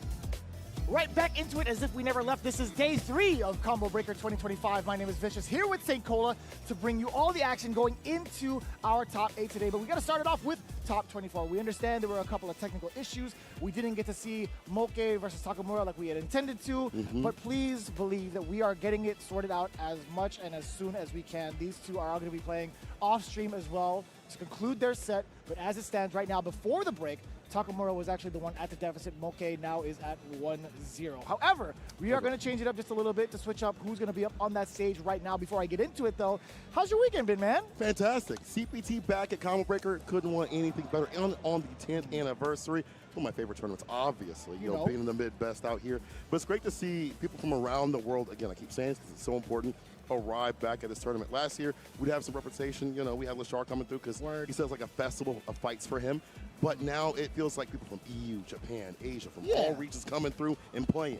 And it's been a long time since we've seen that, right? Like, you've been a part of so many different, like, events with, like, Street Fighter 5, Street Fighter 6. Like, you've had your handful of, like, top 8s as well. Like, this is the first time we've seen really significant international presence, right? That's true, that's true. And for good reason. Having points out here for the top 64 up to that top spot until the first place, which will be solidified over at the Capcom Cup Finals, there's a good reason to come out here and play, right? And get as many points as possible and get further in the brackets. But speaking of these brackets, man, these are nasty brackets. These are marquee matches. Yeah, I mean, if there's a way we can kind of see the bracket, if not, no worries. I do have it all here just in case. But this is kind of a doozy, man. Fudo versus Bonchan to start off things in the quarterfinals of it all. Inabashi Zangief has been on a tear, by the way, going into his route. Now he gets rewarded by facing off against Shuto. Then, of course, DCQ versus Dual Kevin, making his mark against Mena RD for the first time in a long time. Because if you look at the history, it's always been Mena RD between the two, but not by like a very large margin, right? I think every single round has been very close. And then, of course, to round things off, at the bottom of that winner's part, it's going to be Goichi versus Blaz, which I do believe is what we're going to be setting up on stage soon. I hope to see that. You know, a master of defense versus someone who's very unique with their defense. I'd like to see that combined. I believe that. I believe that. Yeah. Goichi's always been the one to kind of like show off his defense in like so many high pressure situations. However, it's like, how far can you go with your Chun-Li currently against the runner-up of Capcom Cup? Yeah, someone that is so different that you have to kind of play to understand why he's doing the certain things that he's doing. Waking up with sweep and OD fireball, things like that. Different than your usual like OD DPs. And then go down to losers. Noah the Prodigy versus Jack. Son. Idom versus Jin. I was gritting my teeth watching Blaz play against Noah the Prodigy. It's been like so. It was the run back that we were looking for, like from Capcom Cup. I didn't want to like, you know, divert from the losers run that you were going through. No, by all means. But I was Please just stop like, because man. that's a fire-ass match. Then the loser has to face off against Jack. That's, oh my God. Not gonna stop with that. Idom versus Jin. Mena RD versus Mago. Ending Walker versus Tachikawa. Problem X versus He Might Go Psycho. Tokido versus the winner of what the match we had prefaced earlier with Moke. Yes. And then Lashard, Moke, and last but not least, Higuchi versus Weiser. The Akuma. Wait, that got filled out? Idom versus Jin. Mena RD versus Mago. Versus Ending Walker versus Tachikawa. Problem X versus He Might That's Go kind of Psycho. wild. So, Tokido versus the winner. is it going to be like, I was just about to ask, is it going to be a mirror match? Is it going to be a my mirror match? I feel like Lashar's been kind of shaky with the Mai. I know he's like testing it out, but it's just like, the Ed is like too powerful to pass up on. And like, honestly, the last couple of interactions we had done, like Street Fighter League Japan together, there were so many interactions where I feel like Lashar had been the better Ed in this mirror match in comparison. I think so. I think so. I think the way he plays so technical, but talking with him, he's such a big troll. I'm like, hey, man, what are you going to play? He's like, Bison, Keith. I'm like, okay, keep it He'll the say real it's so deal. straight-faced. Yeah, he's actually one of the funniest people to talk to. He's great. Yeah. But on some real stuff, though, it might be the mind versus mind. We've also seen Momochi switch a lot. In fact, there was a time when he was fighting Reinhardt actually yesterday, where he was on the mic, he loses, switches to Ed, he gets the victory that way, and people were like, well, why not just go with Ed the entire time, it feels. Yeah, right. Like, I didn't get that. But, you know, we talk about like these kind of things in the Capcom Pro Tour. We talk about longevity, being able to like exercise your secondaries, your tertiaries for that long run. I mean, for a guy as competent as the Char, it's like, I think it's acceptable for him to like show off that buy on these grand stages, whether or not it costs him the ticket to the Capcom Cup. I think it's like there's so many events where he can make it through. Right? Yeah, he can travel for a lot more, as we mentioned, with the points and things like that. But even through like the Street Fighter League as well. Right? Oh, that's true. There's so many different ways to kind of like get into Capcom Cup this time, right? I think it's acceptable for him so to like show getting off the that word for buy production, we are going to get instead Fudo versus Bonchan. Word, okay. Moving on to that, so I got to give big props to Bonchan to come through with the Akuma. Hell yeah, You know, man. that guy has been cooking in Street Fighter League, and it's good to see him in a tournament setting also cooking out here with Akuma, where a lot of Akuma players are like, I don't know how to run this character in the first two scenario. He's found the game plan to land himself a significant victory. Shouts out to Fudo. On the other side of things, though, he's still rocking with that Ed, so has found his way with that character that people kind of give mention left to this side a little bit, maybe has some other characters, tri-character characters to back it up, but it's just been Ed for him. It absolutely has, and I think it's been his mainstay for a while now, right? He's found the most success with that character, and I think it just blends well with like how he wants to play the game of Street Fighter, right? In terms of like what his kind of archetypic playstyle is, right? But looking back at it though, I was thinking about like just Bonchan so far, like Bonchan and his current momentum, right? With his most recent win over at like Brussels Challenge. Yeah, that's pretty significant. It's just like he's changed the way he kind of views Akuma in certain matchups, and you can kind of see in like his decision making, which we will get into specifics in eventually, hopefully. But it's cool to see that Bonchan finally got the W he's been looking for so long with this character. Yes. Once he made that transition, it's been very, very rocky for him. I think the first couple of months for him have been kind of dicey, especially over at Street Fighter League, but then he found some toolkits that work with the way he wants to play on the grounded game. Stand light kick, especially. We talked about the drive rush buffer that he has behind that so often. It lends to so much in terms of corner conversions, outpoking some of these characters. And I think it might be prevalent here because Fudo is a very close range to mid-range sort of player. He's been like that even with the poison. He'll dash you when you don't expect it. It's that mid-range. And it's such a weird thing to have to fight when you have an outboxy type character like Ed. And he's able to do so by extending his bar usage. He's used quite a bit. He'll dump it out. But he'll never be in burnout. He's always using a lot, but never being in burnout, being aggressive, push the bar back continuously. We'll see how it goes down. This is no longer league. This is the 1v1. Get it done. Yeah, again, talking about both players' accolades and trials and tribulations throughout the year, whether it was season one, whether it was like EWC in general too. Like, it's all come down to this point in time right now. The very second stop here in the Capcom Pro Tour. Man, it's crazy to say. Combo Breaker official stop on the Capcom Pro Tour. Let's get it on, ladies and gentlemen. Top 24 time. Fudo versus Bonchan. Ed versus Akuma. Right after this button check. Ha, got you. You really thought. No, you really thought. I got myself mad hype for no reason. I was going to let you go because I was like, I don't get got to. But you know what? I was thinking it as well. Just going to make sure everything is prim and proper, and then they're going to get right into it. Of course, it will be these characters, though. There will be no tricks on that. There was a time that Fudo kind of was like thinking about maybe going for DJ for some of the matchups that Ed can't do, like Sim. But he's like, you know what? I'm going to lay those down. I'm a man of the Ed boys. I was going to let you go. Life has many doors as well. This might be the top 8. We'll see. They're going to get right into it. Of course, it will be these characters, though. There will be no tricks. Honestly, there's so much to look forward to going into the top 8, just based off of who wins these next couple of games here in the quarterfinals. Right? We talked about Fudo Bonchan, we have Inabashi Zangief, Shuto, DCQ to Kevin, of course Goichi versus Waz. But now we're situated. Now I can get myself extra hype. It's time, baby! Fudo versus Bonchan, Ed versus Akuma, game 1. Akuma players have been well adjusted to the nerfs like this. Perfect parry. Almost got the punish right after, but here's the thing about Akuma. Close range fireballs, heavy fireballs, you know, throwing those out nice and nice within that CQC range to interrupt these buttons is the way to go. Also the dive kicks, so you have to be extra careful with these anti-airs for Fudo, DPs, and perfect parries. But it hasn't been the strategy thus far for Bonchan, right? I feel like there's been so many places, so many times where Fudo's kept a little bit past mid-range. So now Bonchan is much more reliant on the Demon Fist, right? The Demon Ray trade into whatever ender he would want. Maybe the dive trick, maybe the chop. Fudo, big whiff punish to start things off. Bonchan now in the corner, finds his way out immediately to turn the tide. Big punish counter fierce, adamant fist. Wall, Tatsu.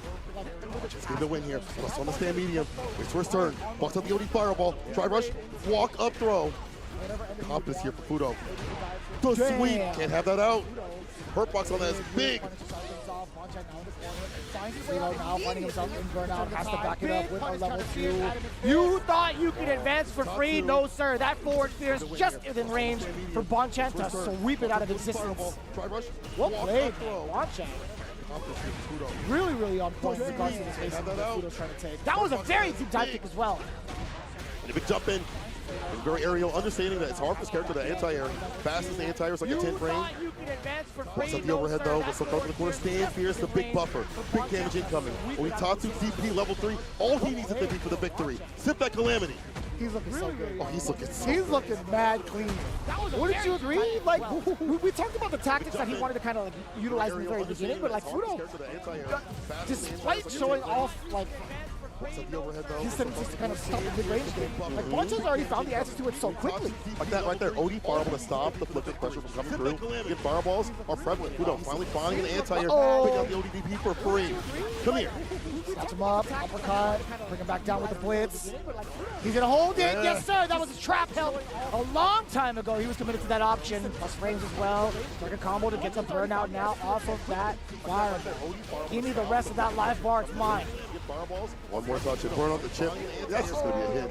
Fudo still gets it no matter what. I don't think Bonchan was gonna work out with level 1, and that was gonna kill regardless. So, like that here from Fudo, but I do like this better off the crouch kick, able to hit heavy kick Tatsu.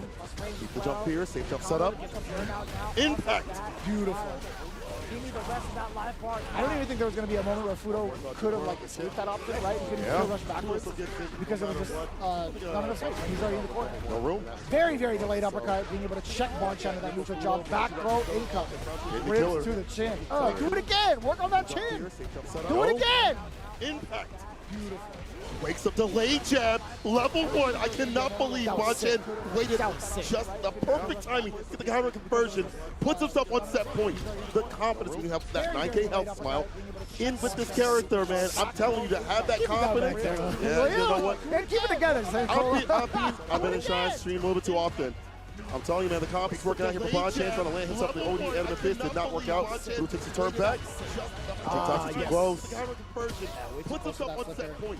I like the choices here too with the corner carry from Bonchan. So intimidating, so pressing in that corner. Fudo, what are you gonna do about this level 2? Baja Blast. Very intense. Fall off right after. Heavy kick. The safe jump setup. Yes, we do. Deep with it. The jump fierce. Knocking the door with these buttons. Back throw half and switch positions. Is that what the kids are calling it nowadays? Level 2, Baja Blast? Baja Blast, yeah. But it feels like I'm on the toilet. Back throw? No, jab. You know, that's why I stay offline.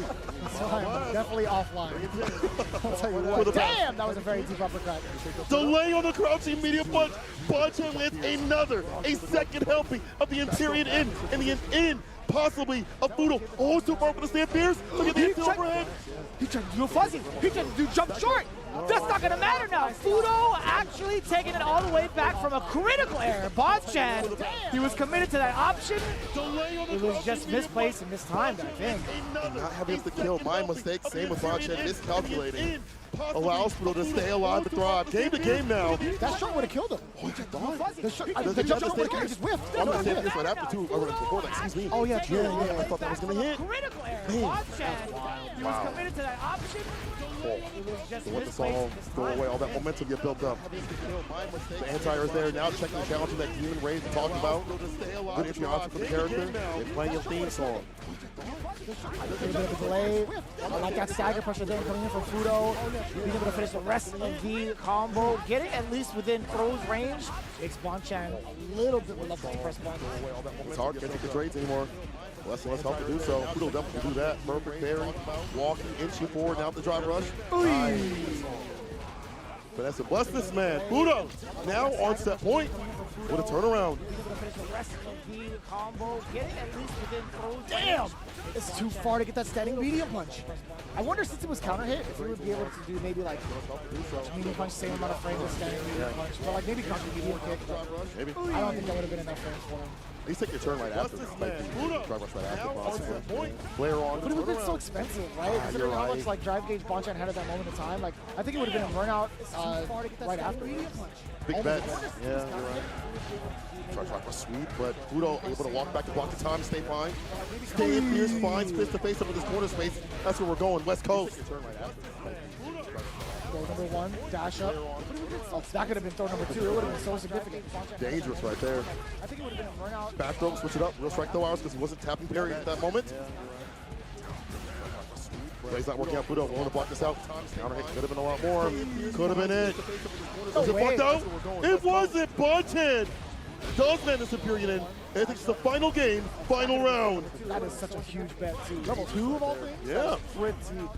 Pretty big going into the final round between these two now.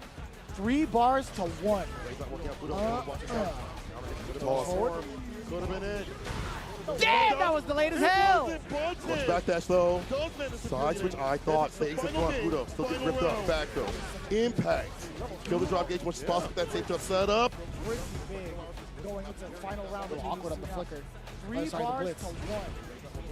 Final record check. Response from Fudo. What are you going to do after this drive rush? Forward throw. Bonchan, what are you going to do to pursue? Nothing, actually. You're going to back away. Try throwing those fireballs. Fudo trying to get some of these flickers in. Gets a forward throw. Lands it. Bonchan, what are you going to do? Airport? Nope. Not cleared for takeoff. Another set of throws coming in from Fudo.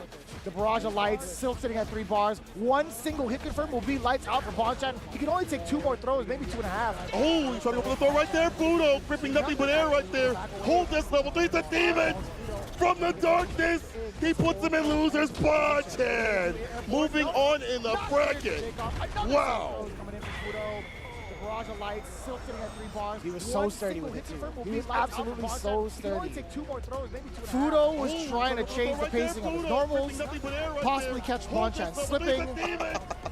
Big up a Bonchan. He took the first throw and he was like, you know what? I'm going to wait it out. I'm definitely going to wait it out. Well executed, man. Bonchan is looking well on his way, man. He's in top 8. He's looking well on his way. For his age, still playing like that? It takes a lot of work to grind up to this point and stay solid in these minute decision-making scenarios that we saw, the late jabs we saw previously when it popped up with level 2, which is going to work out against like the fireball pressure that's presented with the flickers and things like that. But still, to find the timing, someone so aggressive and active like Fudo, it's a lot of work to stay up like that. Wow. Winner side of all things, he continues on. Yeah, so it's not going to be the last time we see Fudo either, right? He's going to be awaiting his fate, I do believe. Let me see if I can do this correctly. He'll be waiting for a while, actually. He's going to be all the way down in losers round 3, so we still have so many other players to go through. But as it stands right now, if I'm not mistaken, we might be gearing up for Itabashi Zangief versus Shuto. Ooh, so Kuma. Now watching Itabashi Zangief walk down the likes of Tokido previously. Oh, excuse me, let me get that on out of here. It's going to be DCQ versus Dual Kevin? Oh, y'all want something biased. That's why they're like, oh, say cool up here in the mid-best. Let's go.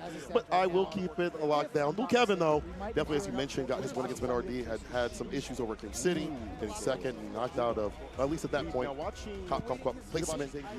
But now, guys, revenge and now trying to get another one squared away here at Combo Breaker. But DCQ, man, this guy on the Bison and JP, some of the best defensive timings in the business, that crouching light delay a little bit. I feel like every time I need to have the inspiration on defense for Bison, I look to him. Because he feels like, it feels like he gets out of the corner more often than not. So now the question is going to be, who is he going to play versus Dual Kevin Yoshi? Is it going to be the Bison? Is it going to be the JP? Personally, I think it's going to be the JP. He's just been looking so strong all weekend with that character. True. I do like the things that Bison does present in the machine matchup, specifically for some of the normals that he has, specifically for getting around level 2, if it be, the overall pressure that he can present up close. And yeah, I think that's majority of it, right? I think that's how I feel like Bison can do against Rashid. I think he does all right in that matchup. Yeah, which is good for him. I get kind of scared with like JP. Yeah, because you can't really wake up with like an amnesia that you like to, that defensive tactic that you have on the deck, because they can speedy fireball, get a fat punish right after. there's some angles where it's hard to anti-air. I mean, for both characters, but the air-to-air is better for Bison. The reward on a hit is better for Bison. The bomb right after it. If you're in the corner, JP can double out the damage, but will that happen often to get someone like Kevin who might hit OD, you know, equal spike and side switch? I think so. I think there's so many moments where JP can land a single hit, maybe it's like a counter hit, punish counter, etc. with punish. I think there's going to be plenty of moments where JP can land that kind of damage, get the corner carry, and not even have to pursue that corner carry because most of the time he wants to play either full screen, default to the screen, so long as Rashid's just not in his face. So we are going to see the JP. I see it right here on the screen. I think so. I mean, I want to go back to your point about him playing JP. It's cool to see him resurrect the character, and he kind of was even before Kakeru was doing so. I feel like all the JP players are emboldened. They can anti-crouch fierce. My forward heavy kick has more damage in the corner with juggle points. He was in the same camp as like all of them as soon as JP got that last set of changes. Yeah. Yeah, so I mean, I think they all hopped back in at the same time, but it's going to be Rosinante coming in with Lord Bison as the pick against Rashid. So my initial guess of him picking up Bison, I guess it came true. We'll see what happens though. He was in the same camp as like all of them. Easy kick, trying to drive rush crouching light kick. I get that in the right range, but the fireball starts things off. Go to the corner right now, though. Back fist ender. The bomb is on. Fakes out and baits out the ODDP. God, look at how much damage.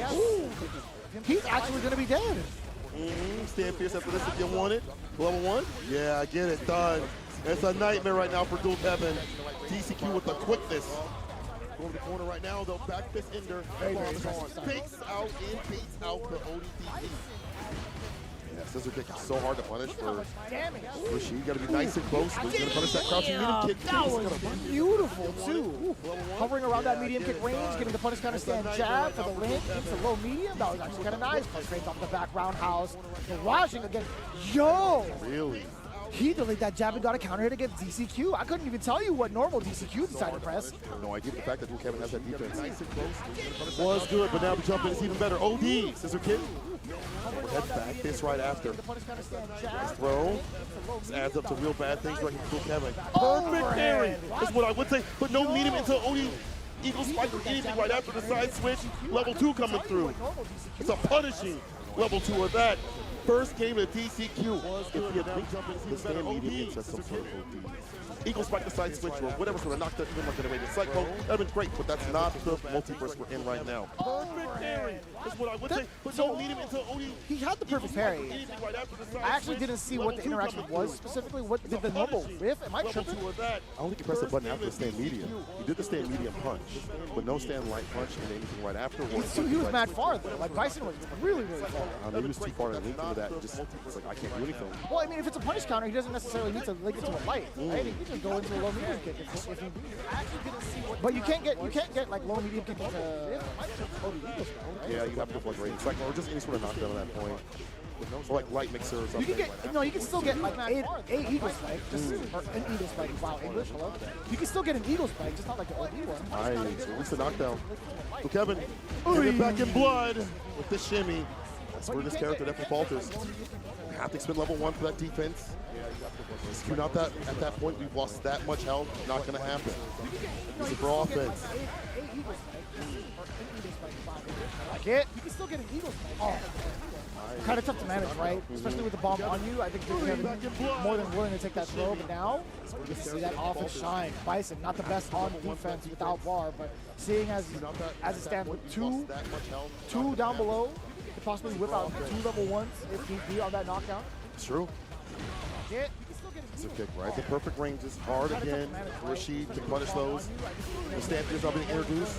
Nice. ODP in between the drive rush. Wake up jab, the 5 frame. Reversal jabs right back at him. I got those 2. 2 down below. Oh! Just within range for that low medium kick to connect. DCQ with the footsies, man. That was like the heel of it. Wiping the shoes off. For the march forward to a set point scenario. There's the knockdown. Quick Desert Storm, my win condition. Push this man. Oh, and work my way. I got those 2.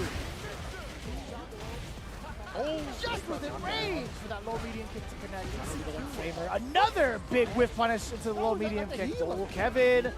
One more throw, one more light. Either way it goes, it is a perfect for Midwest's own Dual Kevin. Oh, DCQ up my way. A little bit of a timeout here. Okay, go ahead.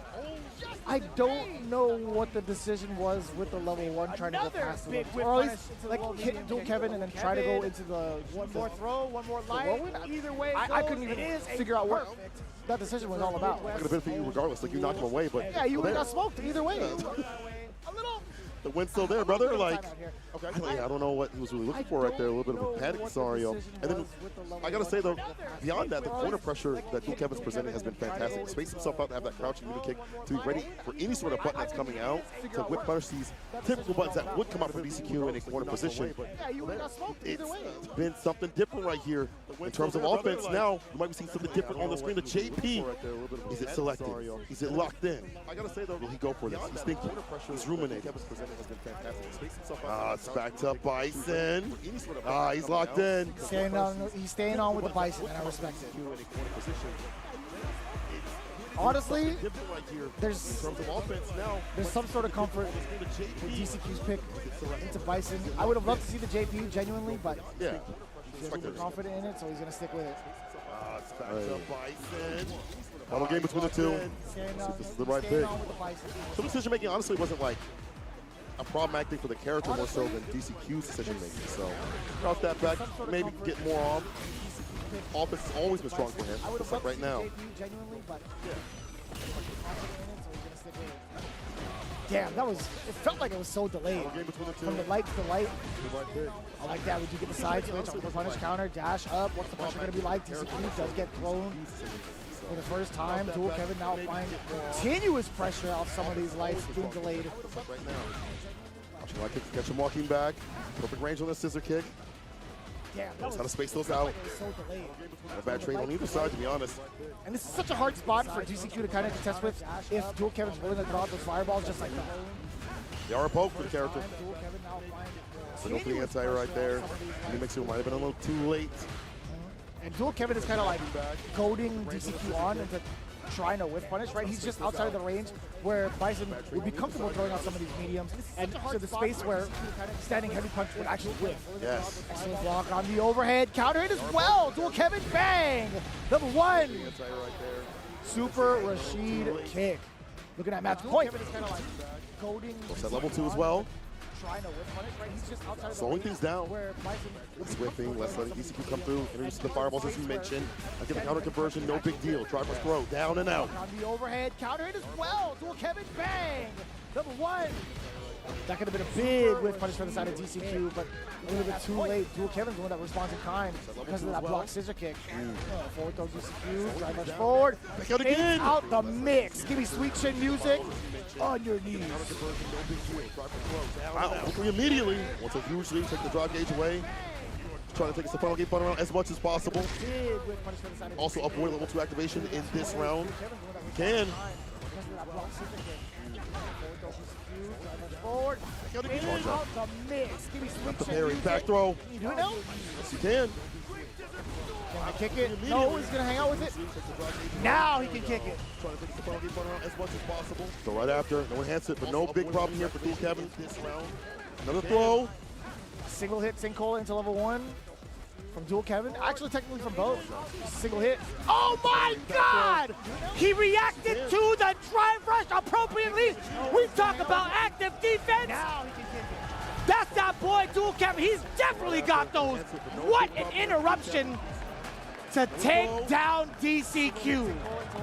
Dual Kevin moving on in the bracket over DCQ. He's out of here, baby. Good, bro, you got more to play. Come back. He's going to the next stage. He's going to play his next game. I don't even know what other games he plays, but he's going to that stage right now to play. That is crazy. Definitely got those. If you do not know, that is both Kevins walking out of here. Dual Kevin. That boy good. That boy clean bracket over right there. The Midwest sort. Dual Kevin with the defense. We've seen it in so many games. Saw 5, see it 6. And you mentioned, you prophesied how he was waiting outside that perfect range on that Stand Fierce range. They let him overextend and then check the drive rush with a proper button, a counter conversion to convert properly to get that damage that he needed to. Dual Kevin. Well done. Wow.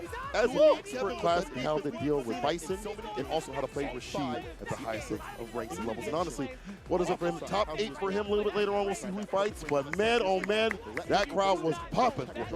Brother, I mean, even if you weren't a dual Kevin fan, if you were just like a Street Fighter fan in general, like, what a play. Yes. Man, like, at the last second, I never thought like DCQ would kind of succumb to that moment where he was like, you know what, I'm going to try to see like drive rush here. I'm going to try to steal a moment with the drive rush. It might work, type B. We haven't really seen those type of interruptions that consistently throughout the weekend. I feel like that's also not a common thing, even at high levels sometimes. I feel like there's so much going on that you're worried about in terms of mostly be on the button or whatever. But at the highest level, the people who are able to stay solid and solidify their wins and continuously be at like top 8s or winning or whatever, those people are checking drive rush more continuously. They're getting counter conversions. They're stabilizing what happens in the neutral. It is possible. You're seeing it right here. That's been like a, I feel like that's been such a very big focal point at one portion of like season 2 where a lot of the players are starting to do like, hey, like, what are my character's buttons to interrupt like drive rushes? And there's been a lot of content around that on social media to the point where it's just like, okay, this is part of the new meta. Like, if people are starting to just like abuse drive rush, what are the normals that we can use to stop that, right? So I want to say like, even for like the players that are currently playing through ranked that are not necessarily like high-end tournament players are not traveling as much, they just want to kind of like play the game. You kind of see that even at like master ranks, like grandmaster ranks as well. You're starting to see that more consistently. So the fact that we had seen it in this moment on the stage with DTQ being the one to initiate like that, to close it out, that's kind of wild, man. I love it. I love it. See that also, you can see the support right there. Dual Kevin giving some love to Jack before his match. Jin on the screen too as well. Oh, this is just hurtful, man. Yeah, the two young boys. Seeing these two face off against each other, so feels bad for sure. Previously, it looked like Jack took down Noah 2-1 to get. Oh, it's already that pool. That's right. Yeah. No. I know that's your boy. I understand that's your boy. Yes. On the screen too, man, as well. that feels bad, low key. They really do. It really do. You know, that's what happens, man. I love watching Jack play. I genuinely love watching Jack play. But why you got to do that to Noah, man? 2-1. Came the wrong hood. That's all it is. He just gave it the wrong hood at the wrong time. I mean, this guy, he's a returning champion right here. Street Fighter 5 trying to get with 6, bro. I get it. But Jin, I mean, he's been grinding, you know, in the background with the Bison and the DJ. And he took down Idol on the way over. That's true. Yes, he did. Two of my favorites already down, man. Go play a card game, bro. Huh? Yeah. What do you mean? I'm definitely not trying to play no card games. Well, I'm trying to get him to play card games. He won't do it? I don't think. I mean, like, he's focusing on his CPU. Let's be honest. Yeah. You're right. I'm not gonna take that away from like all the fans, right? I'm not gonna be like, yo, it's time to play some other games right now. Like other card games, I should say. But no, he's been grinding it out, right? As much fun as he has with the game, I still think, you know, there's a lot of like merit to all his hard work to start himself into like top 3 or 4. So shout out to him. But as it stands right now, this is technically losers round 2. Just a kid versus Jen. DJ versus Jury. So not able to punish the Watch and stock ups nearly as much as they used to. Makes this matchup at least a little more stable for her, so she can stock up more on the safer side compared to season 1. Fireball's still going to be a prevalent problem for her. Ooh. She became the Fireball. Still one of my favorite DJs to watch, man. Like, Jen has always been so aggressive with this character, but also very innovative in terms of like what defensive options he has. Yeah. When he chooses to bust out, it's always very weird. How much bar he spends too as well. It's spacing. Just so fast. He is moving all over the place, man. He was going in with the drive rush and then also backdash as soon as he saw Jury go airborne and set himself up for like a whiff. Well, drop gauge from that heavy and now takes the rest with that sequence and burnout. The battering incoming. Slight walk back the shimmy, the finesse of left. Put him to rest. Jin in the first round. Jen be cooked, man. Oh, it's so sick. We were literally just talking about what happens when you try to check a drive rush. Like most of the time you try to find that button to do so. But DJ and a plethora of other characters have like a special move to kind of halt the momentum. Akuma is another big example. Right? Drive rush forward, adamant fist, right? Then you're seeing the second layer of that tactic. So a little bit off, yes. Never a solid answer all the time. That's why fighting games are what they are. Back throw. Try to get the crush. Luckily recover. That's a big hurt box. Able to retract right back. Try to parry it. Doesn't get it. The throw. Oh, what an interruption. Ready into this one. The button behind it. And sometimes I feel like people do like delay button off the drive rush. And Jack ready, a little bit faster on the draw. Wasn't even a counter, but just in general, Jack had that button out and about. Back throw. Luckily recovered. That's a big hurt box. Jen can be very explosive with the amount of meter he has. Also tried to rebuttal his drive rush into Jax, but a little bit of a mishap. We're going right into the feng shui. Drive gauge. Rumbling is coming. Oh, Time on the recovery. Tap parry. Pressure City. Overhead. Knocked down with the Guajin. Jump medium. It reaches so deep. very explosive with the amount of meter he has. Also tried to Very deep. The damage is being dealt down and it's done. Jack, one of the progenitors of level 2. One of the people that has really brought this character to the highest echelon, and I feel like it's because of that super to help solidify the mix-up in the corner. Parry. Not too bad, man. I feel like he got so much utility out of that level 2. Jen spent pretty much the majority of that round in the corner, right? So very deep.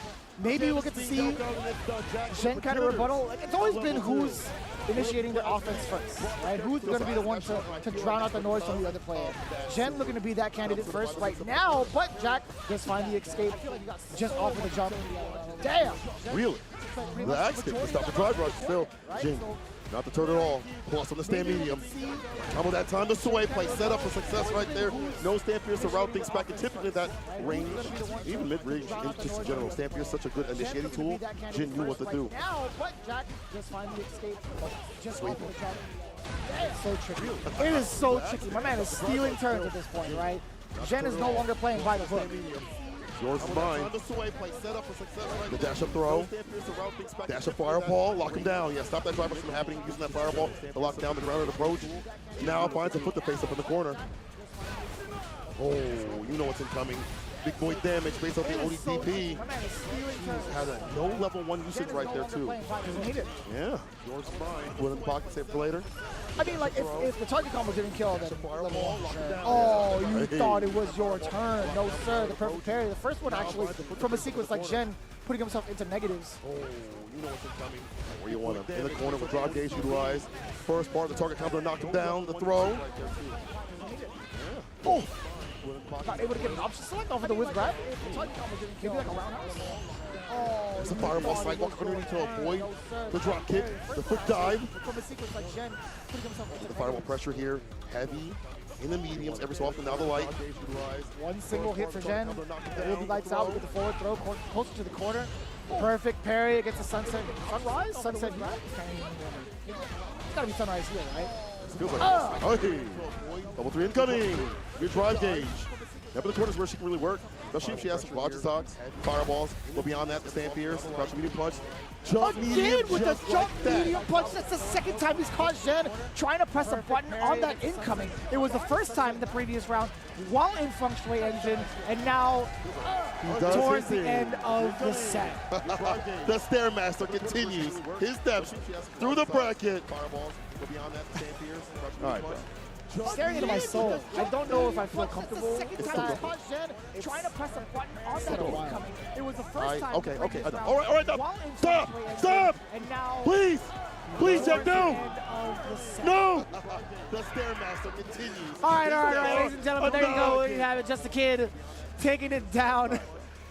Over shit. Yeah. We go when he goes. It's the new version of You're All Free Now. You're all free now. All right, you're all free now. Oh my God. Stop! Jack with that jump medium, as you mentioned, just harassing continuously. That downward angle is so good against not only the buttons, but also like a throw if it's represented too as well. So covering a lot of different options right there. And now moving on in the bracket. Yeah, we are going to be moving on into the bracket even further with the rest of our competitors here, but not without thanking our sponsors, a pivotal part of the Capcom Pro Tour first and foremost. Talking about the Capcom Pro Tour all weekend long, well, guess what? We have another official stop coming your way with CEO 15 somewhere. Anytime you say CEO, Jabali has like some sort of tingle. Oh, yeah. What's happening? Does the face? Am I just being predators? I don't know. Orlando, Florida, June 13th through the 15th. Register now. And again, if you want to participate specifically for Street Fighter 6, that registration is closing up very soon. Your deadline will be on June 2nd for that registration. Again, make sure to find a time to join in with the Capcom Pro Tour. Another official stop at CEO. Orlando, Florida. And to fight out there at CEO, you're going to gonna need a new stick or even a new leverless, people.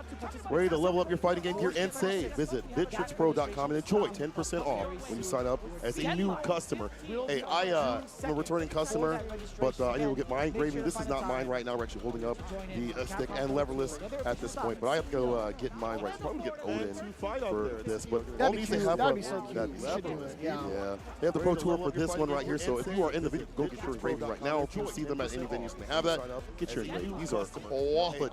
All right, here, sturdy. My boy holds it like so when Jobber, when he plays, he just like puts it down like this, so he's not carrying it all the time. Hold it by the sides, yeah. One of my favorite things about it is the versatility with like, the modifications too. Like, we talked about this one, like you can open up the back, you get easy access to like the innards of it, right? Being able to change it up. It also comes with a different type of ball top or like different like joystick top, right? But this one's actually pretty new. Like for one, it sounds phenomenal. It feels phenomenal in terms of the buttons, the stock buttons. But I also like the extra divots here, so you can add even more buttons, more customizations to how you would want to play your style of hitbox, right? So again, Victrix doing an amazing job expanding different types of play with different types of controllers as well. So again, really catering to the FTC. We appreciate you guys over at Victrix. You guys are doing a phenomenal job. Yeah, I actually have that one. Got it recently, so shout out to them. Go pick one up right now. We're gonna take a quick break so you can go pick one up on their website if you can. We'll see you on the other side. So again, Victrix doing an amazing job expanding different types of play with different types of controllers as well. So again, really catering to the FTC. We appreciate you guys over at Victrix. You guys are doing a phenomenal job. I actually have that one. Got it recently, so shout out to them. Go pick one up right now. We're gonna take a quick break so you can go pick one up on their website if you can. We'll see you on the other side. So again, Victrix doing an amazing job expanding different types of play with different types of controllers as well. So again, really catering to the FTC. We appreciate you guys over at Victrix. You guys are doing a phenomenal job. I actually have that one. Got it recently, so shout out to them. Go pick one up right now. Taking a life on their and website. giving life, Yeah, we'll see you on the other side. fighting and living. I wasn't looking to fight to the death.